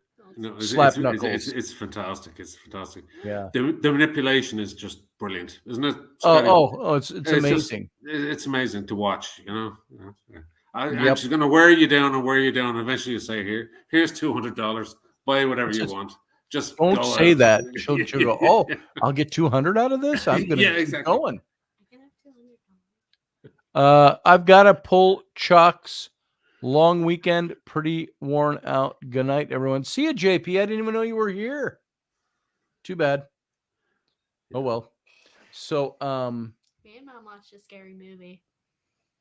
oh yeah, I saw that you were watching like Saw, Jigsaw. We Jigsaw. wanted to turn it off. That movie was so gross. See, I think good horror and good horror movies aren't necessarily what we have come to learn to be horror, which is movies like Saw and Jigsaw and people bloody dismemberments. You mean splatter movies like yeah, you know, splatter yeah, movies. or slasher movies? You know, I just- prefer a good psychological horror. Me too. It you can know. have a little bit of bloodshed is okay, a little bit of that, a little bit of gratuity, but just enough to go, oh, that exists. Gross. Well, but- it's still out there, except it's not in mainstream cinemas. You have to look for it like Right. small independent companies are still making like a really fantastic psychological horror set in the woods or whatever. You can't see what's going on, but there's something out there Yes. that's killing everybody. But There's it some does, movies coming out yeah. here Mm, yet this summer or in the fall. We mm. saw some previews that look pretty tingly. They're you know, the whole stuffed animal thing that looks real cute in the opening scenes, but ends up being something that's dark and That one foreboding movie? and That one I showed you? Yeah. Imaginary? imaginary. I went and saw that at the movie theater and it was actually pretty good. Who'd you see that with? Saw it with Aubrey and her boyfriend. When? Oh, is that the one? Is that the one about the young kid who ends up in the woods and he finds a plastic bag that starts speaking to him from a tree, and it turns out that he starts giving him But there is another movie called Imaginary. It's very Stephen Kingish. You know the way Stephen King. Yes. Do you remember that the book It that he wrote? Yes. It was all about teenagers who went into the woods. You know, it's Right. very generic. You know, stuff. They go exactly where they're not meant to go, or Right. they go into an old mine or whatever. And there's a voice that tells them to do certain things, or you know, and they go and do them anyway. You know, Yes. but There's- all this stuff about dolls and teddy bears, and in the case of Imaginary, at least the one I was reading, it's a plastic bag that keeps on floating around. You know. Oh yes. And it kind of catches on the trees, and it starts speaking to this young boy. You know, it starts telling him stuff about his parents and right. you know what he needs to do, and it leads him down into a mine, and you know all that good stuff. All that good stuff. That's what I liked They're about. remaking all those kind of movies again. Yes. Yeah. That's what I liked about the book that we looked at, the young adults book, the When a Monster Calls. Mm. It has that beautiful black line artwork in it Yeah. that we were looking at. I loved that, and I loved the movie. They were both very well done. The book is amazing. And what was another one I saw that was, it was horror, but not horror, by Stephen King. He wrote the short story The Body, which became the movie Stand By Me. Yeah, with Back in River the Phoenix and all those guys, River And Phoenix and Corey Feldman and all those guys yep, when they yep. were, yeah. And there was no bloodshed in that at all, No. but it was considered, a bit horrific to a certain extent. You know, 2 years ago at my birthday, we watched The Terrifier, and then with my phone, we took Ellery's phone because me and her don't have each other's numbers because we blocked each other. But she went upstairs. Sisters. She went upstairs to do something, and she left her phone. So we added my number back into her phone and put it as The Terrifier and put a picture of The Terrifier in it. And then Nice. we were texting her, telling her we were going to eat her. And then we told her not to go to the bathroom alone and that we were going to come out of the So toilet. that's why Ellery never closes the bathroom door. My Yeah, 9-year-old. I have to say, you picked a good movie because, well, not a good movie. It's actually very brutal. That movie is very brutal. Very we told her brutal. we were going to come out of the toilet. I never saw that It's a one. guy who's dressed up as a clown, but he's the most terrifying clown that you've ever seen in your life, and he just wanders around the place, the killing everybody. Best horror clown I ever saw was on the TV series American Horror Story, where they had a clown that was part of. There were a bunch of freak show characters. But there was a clown that was a murderous clown. Did I make a book about it? So, American Horror Story. I don't know if that came from a novel or not. Yeah, they have multiple different books. We freaked my teacher out with those books. We would read her those books, and she would yell at us. American Horror Story did books. Yeah, there was or maybe it wasn't that one. There was scary. Because that was an books. adult, not X-rated, but an adult show. Yeah, I remember that. Mature show Never on mind. television. It was the. Yeah, but one of those. I think I have the whole series of those shows on DVD. I think it was series 4. They did the thing about the carnival. Yes. Where they had the killer clown, and the guy half his face was covered in a mask. Oh, you might be talking about the same clown. Yeah. And when he took the mask off, he was deformed, and this kind of stuff. And he lived in a cabin in the woods, and he used to come out. Yes, an old dilapidated trailer. Yeah, exactly. Yeah. That was really freaky, dude. Yeah, it was really freaky. Yeah. I don't like that. That was. I'm just showing her a picture of the clown. Yeah. And I didn't know who the actor was until just now. You've seen this guy in lots of stuff. That's the actor. I'm not showing it to you guys, but this is the picture. I'll share. This is the clown. I think this is the one you're thinking of. Yeah, half his face was covered in this. From the nose down was covered. And in he this was dingy and dirty. Yeah. And blood-stained and all of that. And there's a picture of the actor who portrayed him here, which I've seen this actor in a lot of things. He's done a lot of comedic roles and other kinds of roles. He's, I think he's a great little character actor. Not little, he's a big guy. But I know the guy. I mean, I just can't think of his name. He's a big guy. He's always been a bit, Twisty the Clown. He's always been a bit overweight, but he's also very tall, bald, a little overweight. Yeah. Here we go. Let me load this up, and I'll show everybody who's still here watching this. This is the guy, or this is the clown, and this is the actor. Hey, Dad. Hey, Ro. By chance, when you were in the middle of your show, did someone send you $1? $1 something, yeah. That was Waylon. Oh, was it Waylon? Yeah, it was. Okay, thanks, Waylon. That's one of my son's friends. Waylon texted me. He goes, "I sent your dad $1." Oh, yeah, he sent me like $1.99. 99 cents, something like that. $2 during the show. I didn't know who it was. It was one of my son's 14-year-old friends. Here we go. Here's the guy. That's the one. Yeah. That's the guy. I can't think of his name. Oh, No, he's not. Is he the dad from Young Sheldon. No, that's another guy. No. I Uh, saw him in some other series like that. I watched a series that had, you remember, the what's her name? Catherine? Is it Catherine Weigel or something like that? She played, she was in the show Vikings as the blonde in Vikings, who was the blonde Viking queen throughout that yes, series. that's right. Yeah, And she played a sheriff in a small town in Montana or Wyoming. Big Sky was the name of the series.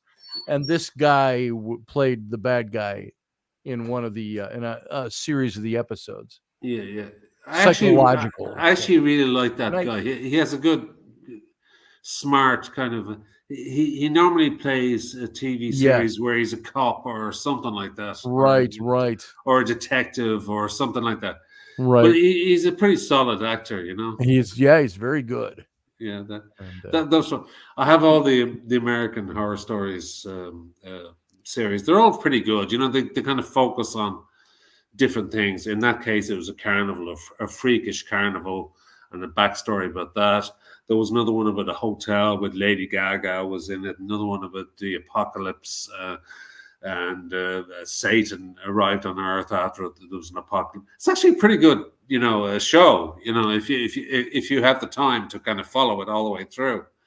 I think they're into 10 series at this stage. So it's actually pretty good. Field guy, you're saying this guy played this clown a couple of times? Was it in the show?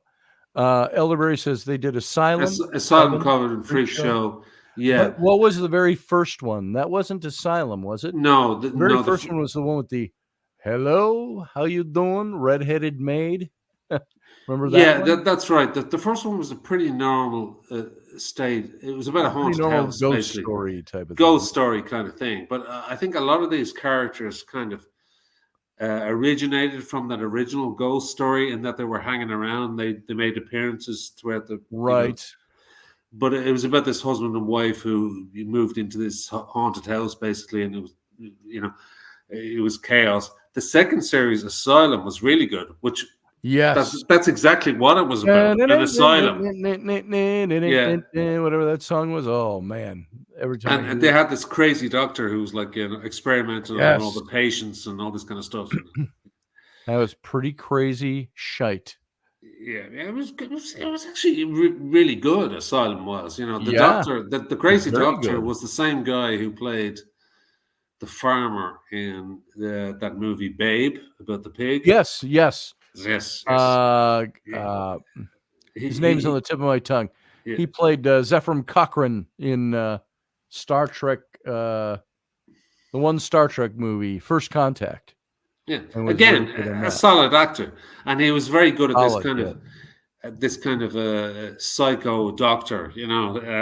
Yes, running the asylum from behind the scenes. Yes, down in the basement, he'd bring all the patients, and he'd be, mutilating them and trying to transfer. It was like creating Frankenstein's monster kind of thing, and right. He had a kind of I think a Nazism thing. He was trying to create a master race or whatever it is down in the basement. Yes. But you didn't. The great thing about that particular Asylum one was you didn't really know what was going on in the basement until much later. That's right. Even though you should have seen it coming miles away. You kind of knew something like that was coming. Yeah, didn't know what. But the reality of it was like so horrific. It was like, oh my God, when you actually realize what he was doing down there, right? It's unbelievable. So it was good. It's a good show. It's a good show. It's a very good show.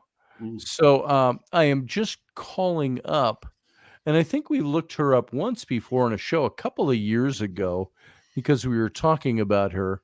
But that first season had this actress who was also in The Walking Dead in one of the later seasons.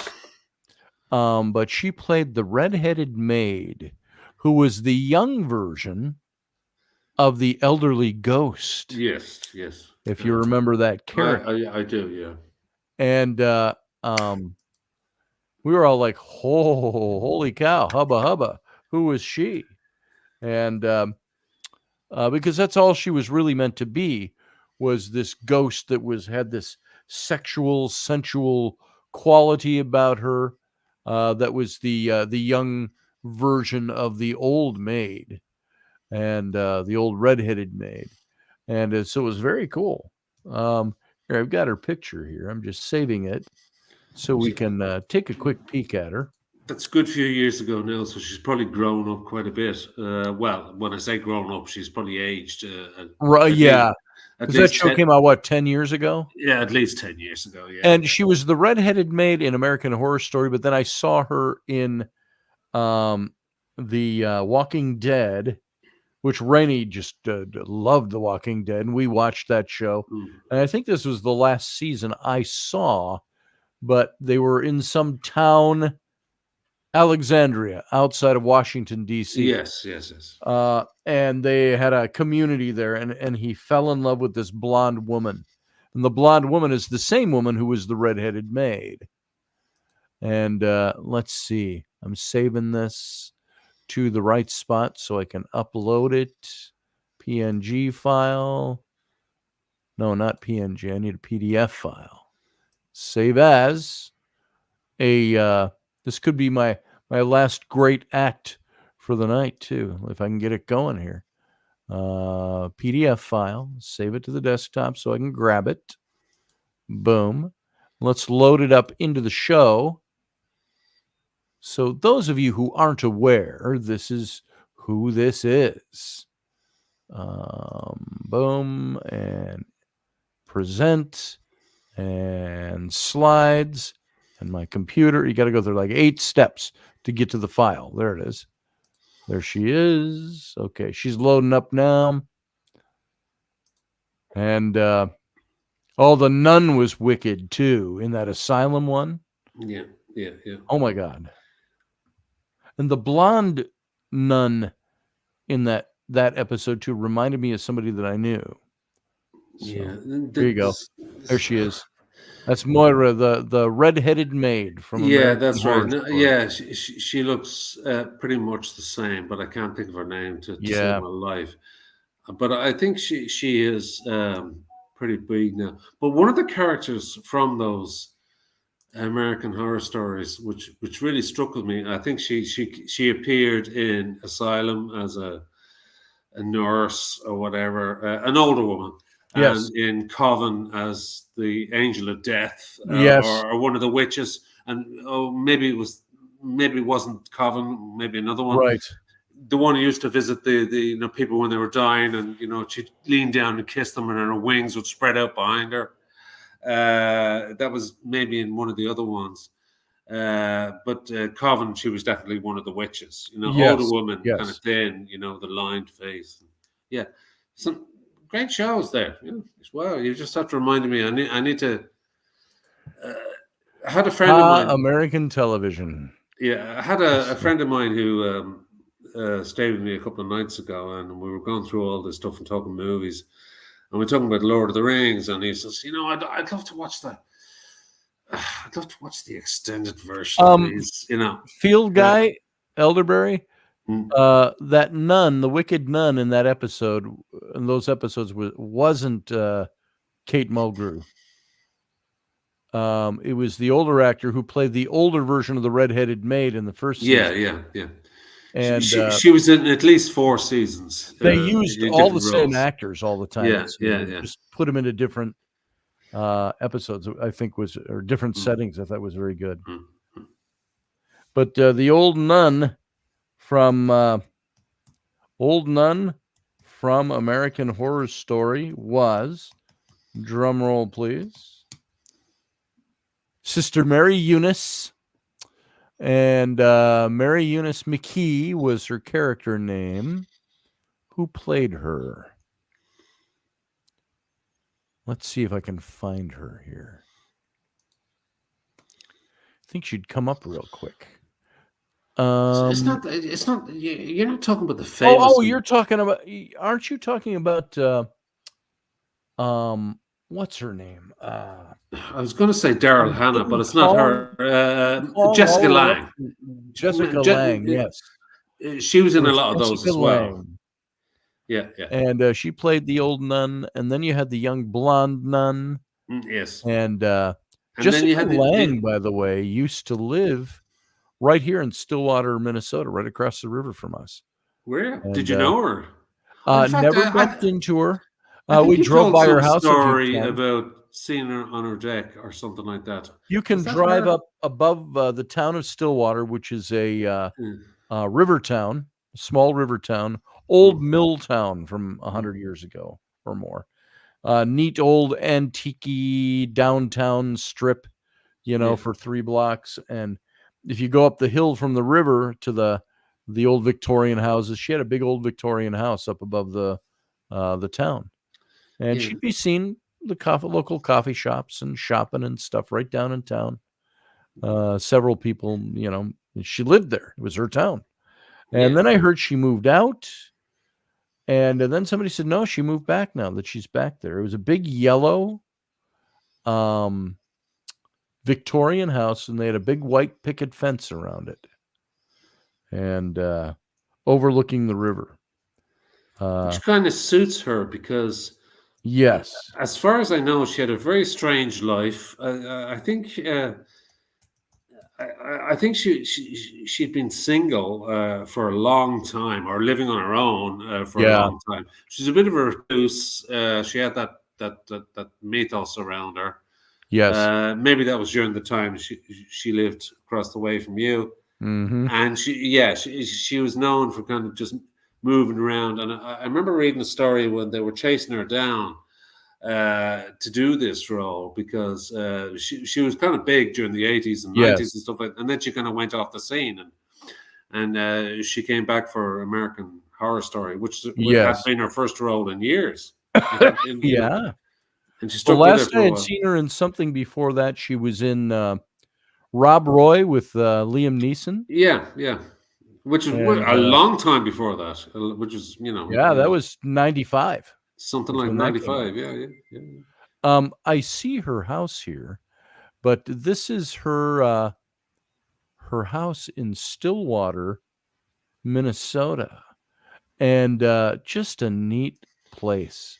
I'll just show it to you because it looks really nice. And this is where she lived for years. I think she's, as I said, I heard she's back in that house again now. But Jessica Lang, Minnesota. This is her gardens.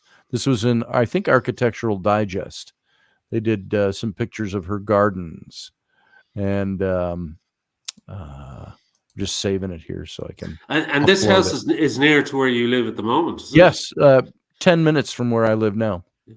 10 One day minutes she to the just town, and then 5 minutes up the hill. one day she just go and knock on the door, ring the Yeah. doorbell, or I'm sure just that say, will be "Hey." welcomed with open arms. Oh, come on in.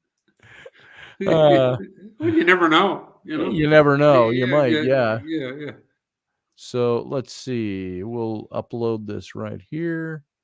Upload file. And I think this might be the back side of the house because the gardens are showing. I think she might have been married to Jeff Bridges at one stage. I going thought way she back. was in King Kong with him, I know. Yeah, but I think they married after that movie. Yeah, for a while. Yeah. Might have been. This is her house Yeah, in Stillwater. That's yeah, right up. it's got that semi kind of Gothic feel. Well, it's got that Dutch, feel as Yes. well. So they always And look then Gothic. this is the front of the house because Mm.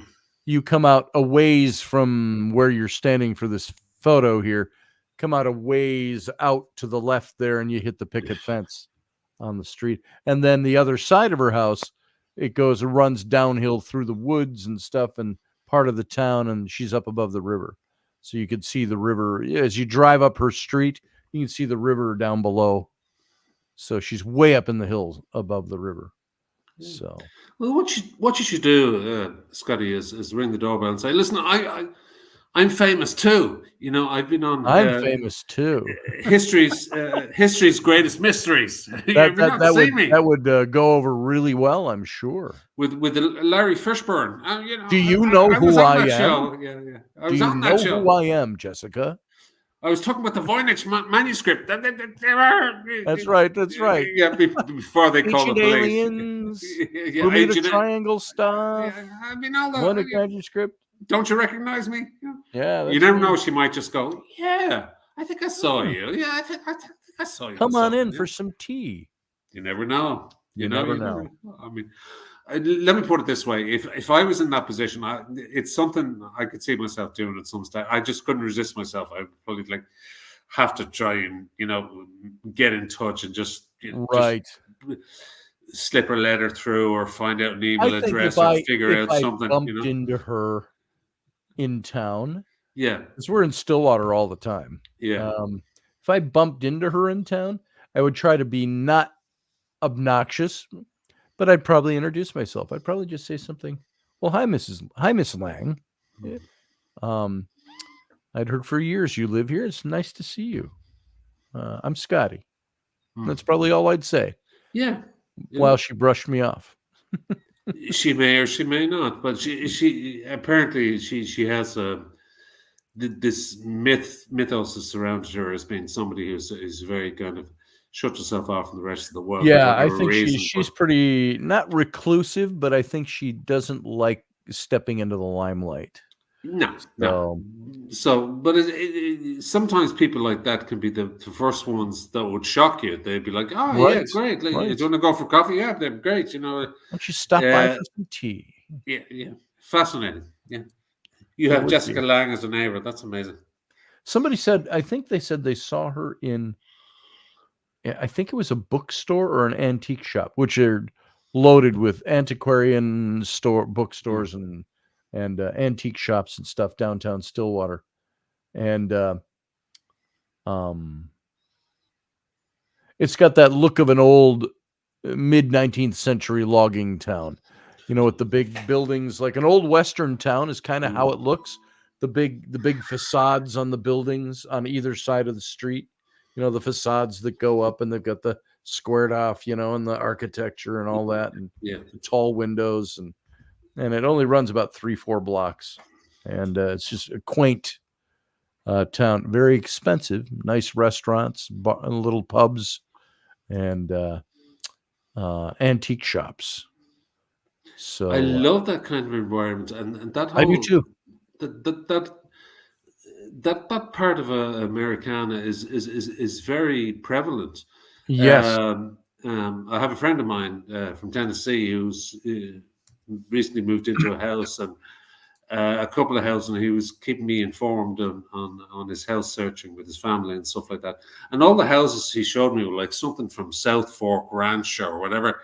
Oh yeah. Or else they had this very kind of semi-Gothic, yes, Dutch style kind of pillars, and right. And then some of them had this stonework, which is, you'd almost expect to see a couple of gargoyles on either end. I mean, the architecture in some of these places, and they were like, "Oh, this is 350 or 400 or 250," and they all had this porch that went all the way around and these long stairs leading down into the backyard and into the front yard. Everything was very ornate and overdone. Yes, and they always. All the houses had one thing in common. They had a kind of a circular window up in the attic area, and you wow, is that an attic room? And he was saying, no, it's just a window they put in. It just a window.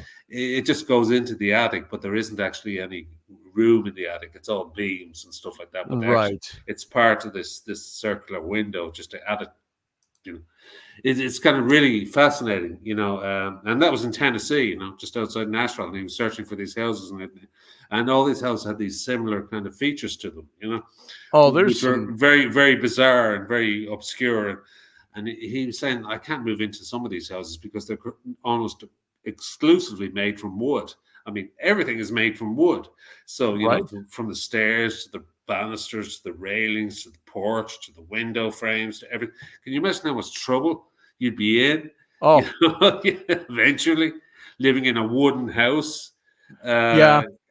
How much upkeep that would take. There are places that I love an old Victorian house, and I'd own one that has gorgeous woodwork in it. I'd love to own a house like that. My ex-wife and I owned a house in St. Paul, Minnesota. There was a small, what they call a bungalow style house. It's the one story and it had a big attic that was unfinished, but I called it my haunted house attic because you could go up the stairs, wooden staircase that was behind like a closet door, a wooden staircase, and the door was laying flat on the floor, and you'd open up the door and you could walk upstairs. There was a rail around it, and then unfinished, the wide wooden beam floors throughout the whole thing. You could polish those floors up. It would have been cool. And all the wooden beams and stuff in the upstairs attic. It was not insulated up there, though, so winter would have sucked. But up there, as a matter of fact, we put frozen goods, jarred stuff and all that on the stairs going up to the attic. But that little bungalow house, it had 2 bedrooms upstairs, typical layout, where it had, I don't know if this is typical kind of house in Ireland, but it would be very different. First of all, that was probably detached. First of all, okay. yeah. You're the house you're talking about. Yeah. In Ireland, if you wanted a detached house of any size, you could double the price. Oh, sure. Everything is pretty much Well, semi-detached. this house was, you'd look at the front and it had the peak facing the front, the gable facing the front of the house, and it had a porch, and you go in a big oak wooden door, which was gorgeous old door, and you'd go in, and it was a smallish living or main room, and then the dining room were like one big room, but they were separated by 2 little wooden curio cabinets with an arch that went in between them.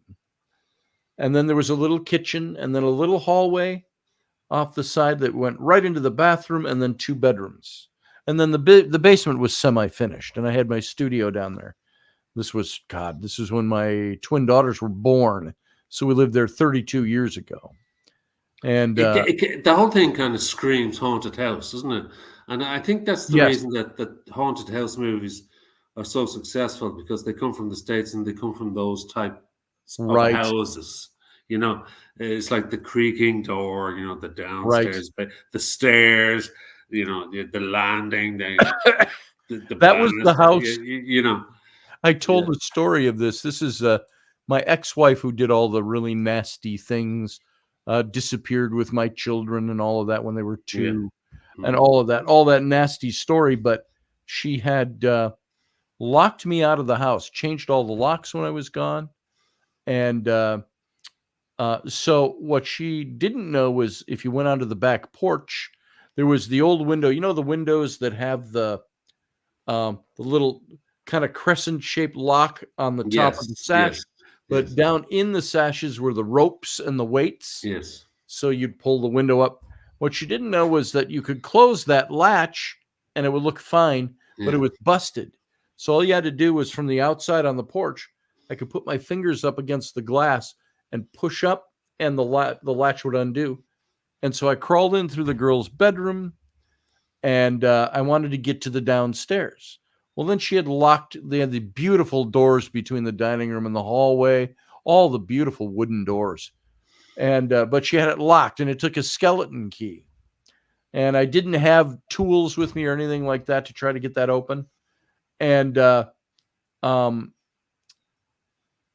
remember that the floor in the hallway had an wrought iron grate, decorative wrought iron grate, flat on the floor.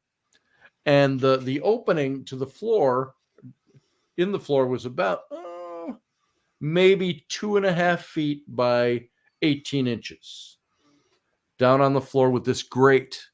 And it wasn't hooked up to anything anymore from this house, because you could look down, you could see right into my office downstairs. So I lifted the grate out of there, and I hung my feet first. I was going to go down through this opening and drop into my office, and which I did. And but I had on a big leather coat, and I dropped down in, and as I'm lowering myself down into this opening, I went down, and then I got stuck like this, because I was like, oh, and it almost wedged me in there. And my feet are dangling down like above my desk Mm, in the basement ceiling. And I'm like, well, shit, mm. you know? Yeah. And I had to try to and I finally worked it so I could get my arms like this, and I dropped down through to the basement floor. Then I could go up the steps, and the back door was open and all that. And All these strange little features. Yeah. Yeah. yeah. Yeah. Anyway, listen, I'm going to let you go now. There was a bunch Here, of I'll stuff. show you one thing before you go. Yeah, This there was a is bunch of thing I wanted to talk to you about, but I think that's kind of out the window now. But anyway, oh and well. another day. Go ahead, show me. Here is Yeah. just one picture that is loading here. This is the look. This is downtown Stillwater, Minnesota. It's not a big picture of the whole downtown area, but this is what that looks like. That's the whole town is like that, running the distance of 3 or 4 city blocks. Yeah. So I've been in the spices and tea shop, and we've been through all the antiques and yeah. all that It's stuff. Isn't it absolutely fascinating? And there's something endlessly creepy about it as well, because Yeah, as you're looking at those images, you can't help but think, what is in all those rooms right, behind right, those windows? There's right. so many windows. What is And behind these them? Yeah, buildings are over 100 years old. yeah, So. yeah, yeah, And if you yeah. look way in the upper left, you can see a house up there. That's the beginning of behind these buildings. The hills go up, and there's a big bluff right there too.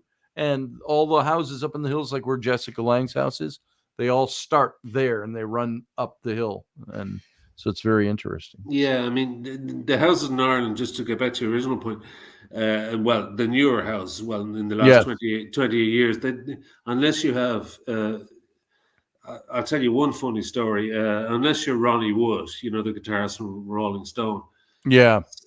he built a house in the countryside near to where I live, and he built like a Gothic mansion, basically, Oh, nice. and he was influenced by everything when they were on tour in the States or whatever, and all the architects. And he says, yeah, I want a Gothic mansion, and I want pillars, and I want a driveway, and I want Right. a big massive Gothic gate, and I want 2 lions outside the gate, and I want gargoyles and all that kind of stuff. And my ex-girlfriend owned a laundrette, so one day his wife walked in with a pair of these massive velvet curtains that were hanging in the living room. They must have been 14 foot long, these things. Nice. Probably weighed 100 pounds. Yeah, you probably weighed 100 pounds. Can you clean these? And she was like, oh my God, yeah, we can clean these. It took a while and got them all ironed out and cleaned. And so then delivered them. And I happened to be with her on the day when we drove up to the gate. Nice. Press the buzz. And it was just really funny. Press the buzz. Fun. And Ronnie gets on the intercom. Hello. Hello, who's that? We're delivering your curtains. What? My curtain. Oh, yeah, curtains. Oh yeah. Hang on. Let you in. Yeah. Nice. I heard this buzzer going off. Right, the gates went, and we were like, nice. This is cool. Drove up this gravel driveway. That kind of went around a curve. Yep. And, a totally unnecessary curve. Trees on either side. Sure. I was like, holy shit. And we knew whose house it was, Yeah. She had no idea until I said, this is Ronnie Wood from the Stones. Wow. And she was like, oh yeah, is he famous? Yeah. Is he famous? Yeah. And anyway, pulled up outside in the van. And I was never a fan of the Stones. So if it was like, somebody else, if it was Tony Iommi from Black Sabbath or something like that, I would have been jumping out of the van going, my God, I'm in heaven. My God. But I was just kind of curious to see. And the next thing, the door opened, the main door to the house, which was like 10 foot high, and this, big red door. And out comes Ronnie Wood, the skinny guy in a pair of black jeans and a t-shirt. They're all skinny. Pissed out of his head. Oh, come in. Nice. He was like, I'm not even sure he knew who we were, to be honest. Who are you? We have the curtains. Draped guys from the gate. Oh, the curtains. Yeah, come in with the curtains. Nice. Curtains, And we walked in with the curtains, and he was like, don't have a look around. I mean, it was unbelievable. And one thing I did notice when I walked in, there was loads of hangers on everywhere. There was Yeah. there was All kinds of folk. people walking across, Wow. young people sitting in chairs. It was like some kind of vampiric coven. Everyone was Yes. kind of lounged on couches and Nice. drinking glasses of wine, and honestly, it sounds like a cliche, but that's the lifestyle that these That's guys the led. lifestyle. Yeah, sure. So the place was full of hangers on, Yeah. but there was nobody following him around or whatever, and there was no sign of his wife or his kids or anything like that. And it says, aren't they great? Thanks very much. Just put them. He directed us onto I think it was a divan. He found it. Just drape them over the divan. Yeah, I'll put them up later, Rob. He said, Sure. do you want to have a look around? We were Nice. like, yeah, absolutely. So he brought us down to the studio, his private studio. Nice. And there was a bunch of guys in there jamming away, And I didn't recognize them all because at the time he was doing stuff. This is around, 97 or so. He was doing stuff with a lot of jazz guys. So there was a lot of jazz guys hanging around in his studio, kind of jamming on stuff. And there was an engineer behind this cabinet. And I just couldn't believe this. Everything was like set up there. They just walked in. There's guitars everywhere. That's so cool. There was an engineer station. And Ronnie Wood was walking around absolutely out of his mind, wandering from one room to another. He couldn't tell whether we were the curtain people or the guy delivering the pizzas or what the hell it was. And all I could think is, isn't rock and roll great? Yeah. Nice. And all he had to do was play guitar on a few albums, and this is what he got. And he can still wander around all day, pissed out of his head. Yeah. And he doesn't know who anybody is, so I'll have to write that down in some kind of essay or something like that, because it perfectly personifies that Rolling Stone kind of myth, about, well, it's not really a myth, but, between himself and Keith Richards just being out of it all the time, Yes. But that particular day, Ronnie Wood was absolutely out of his face, and everyone was like hanging around, drinking wine, and he had all these dudes in the studio jamming away on kind of jazz riffs, and I think he had a guy with a double bass was down there as well, and there was an engineer who said something to him like, "Ronnie, are we getting back to work?" Nice. Obviously he was the producer or the engineer or whatever, trying to get Ronnie to come down and do a few riffs or do whatever, And Ronnie was quite happy to show us around the whole mansion. Nice. It was a very funny story, It was, Nice. but that a house like that would be an exception to the rule in this country. You need to be a rock star or something like that to have a house like that. Whereas in the States, you would find more of those type of houses on a regular basis. Now, chances are rich people would probably buy them, but you would see more of them. In this country, these are the kind of houses that are kind of, it's kind of like, it's even hard to see the gate because they're kind of hidden behind the edging. It's only when you say, I think you see a gate, but it's kind of, half of it is enclosed by a hedge, and you just see a little thing on the wall beside us, and you press this, and all of a sudden you get through, and it's only when the gates open, the whole thing opens up, and you realize that this guy has got like a couple of acres, and there's lawns and there's trees and there's manicured hills, and and it's like this massive Gothic mansion in the middle of it all, which would be like maybe half a mile from a housing estate, so it could be there right in the middle of the countryside. Nobody would have no idea. Nobody would know it's there.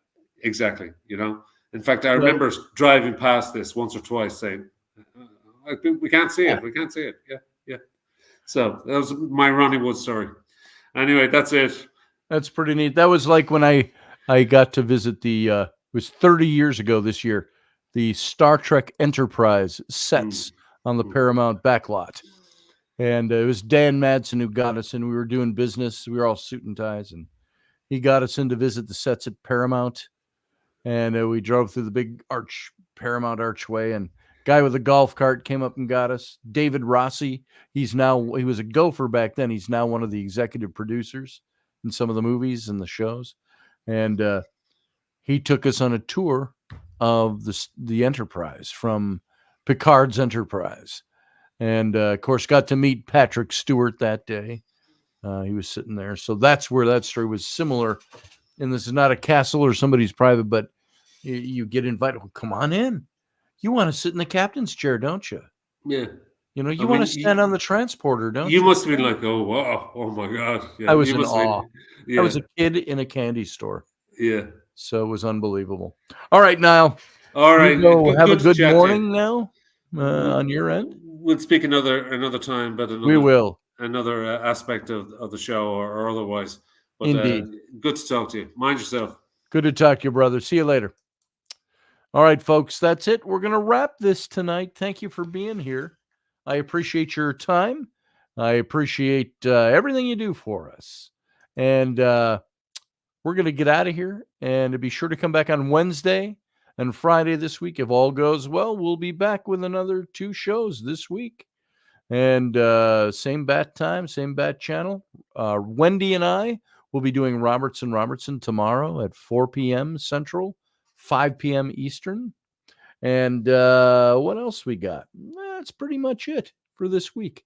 So I'm done for the day, and I hope you are as well. And we'll get out of here now. Get out of your hair. We'll see you next time. Live long and prosper.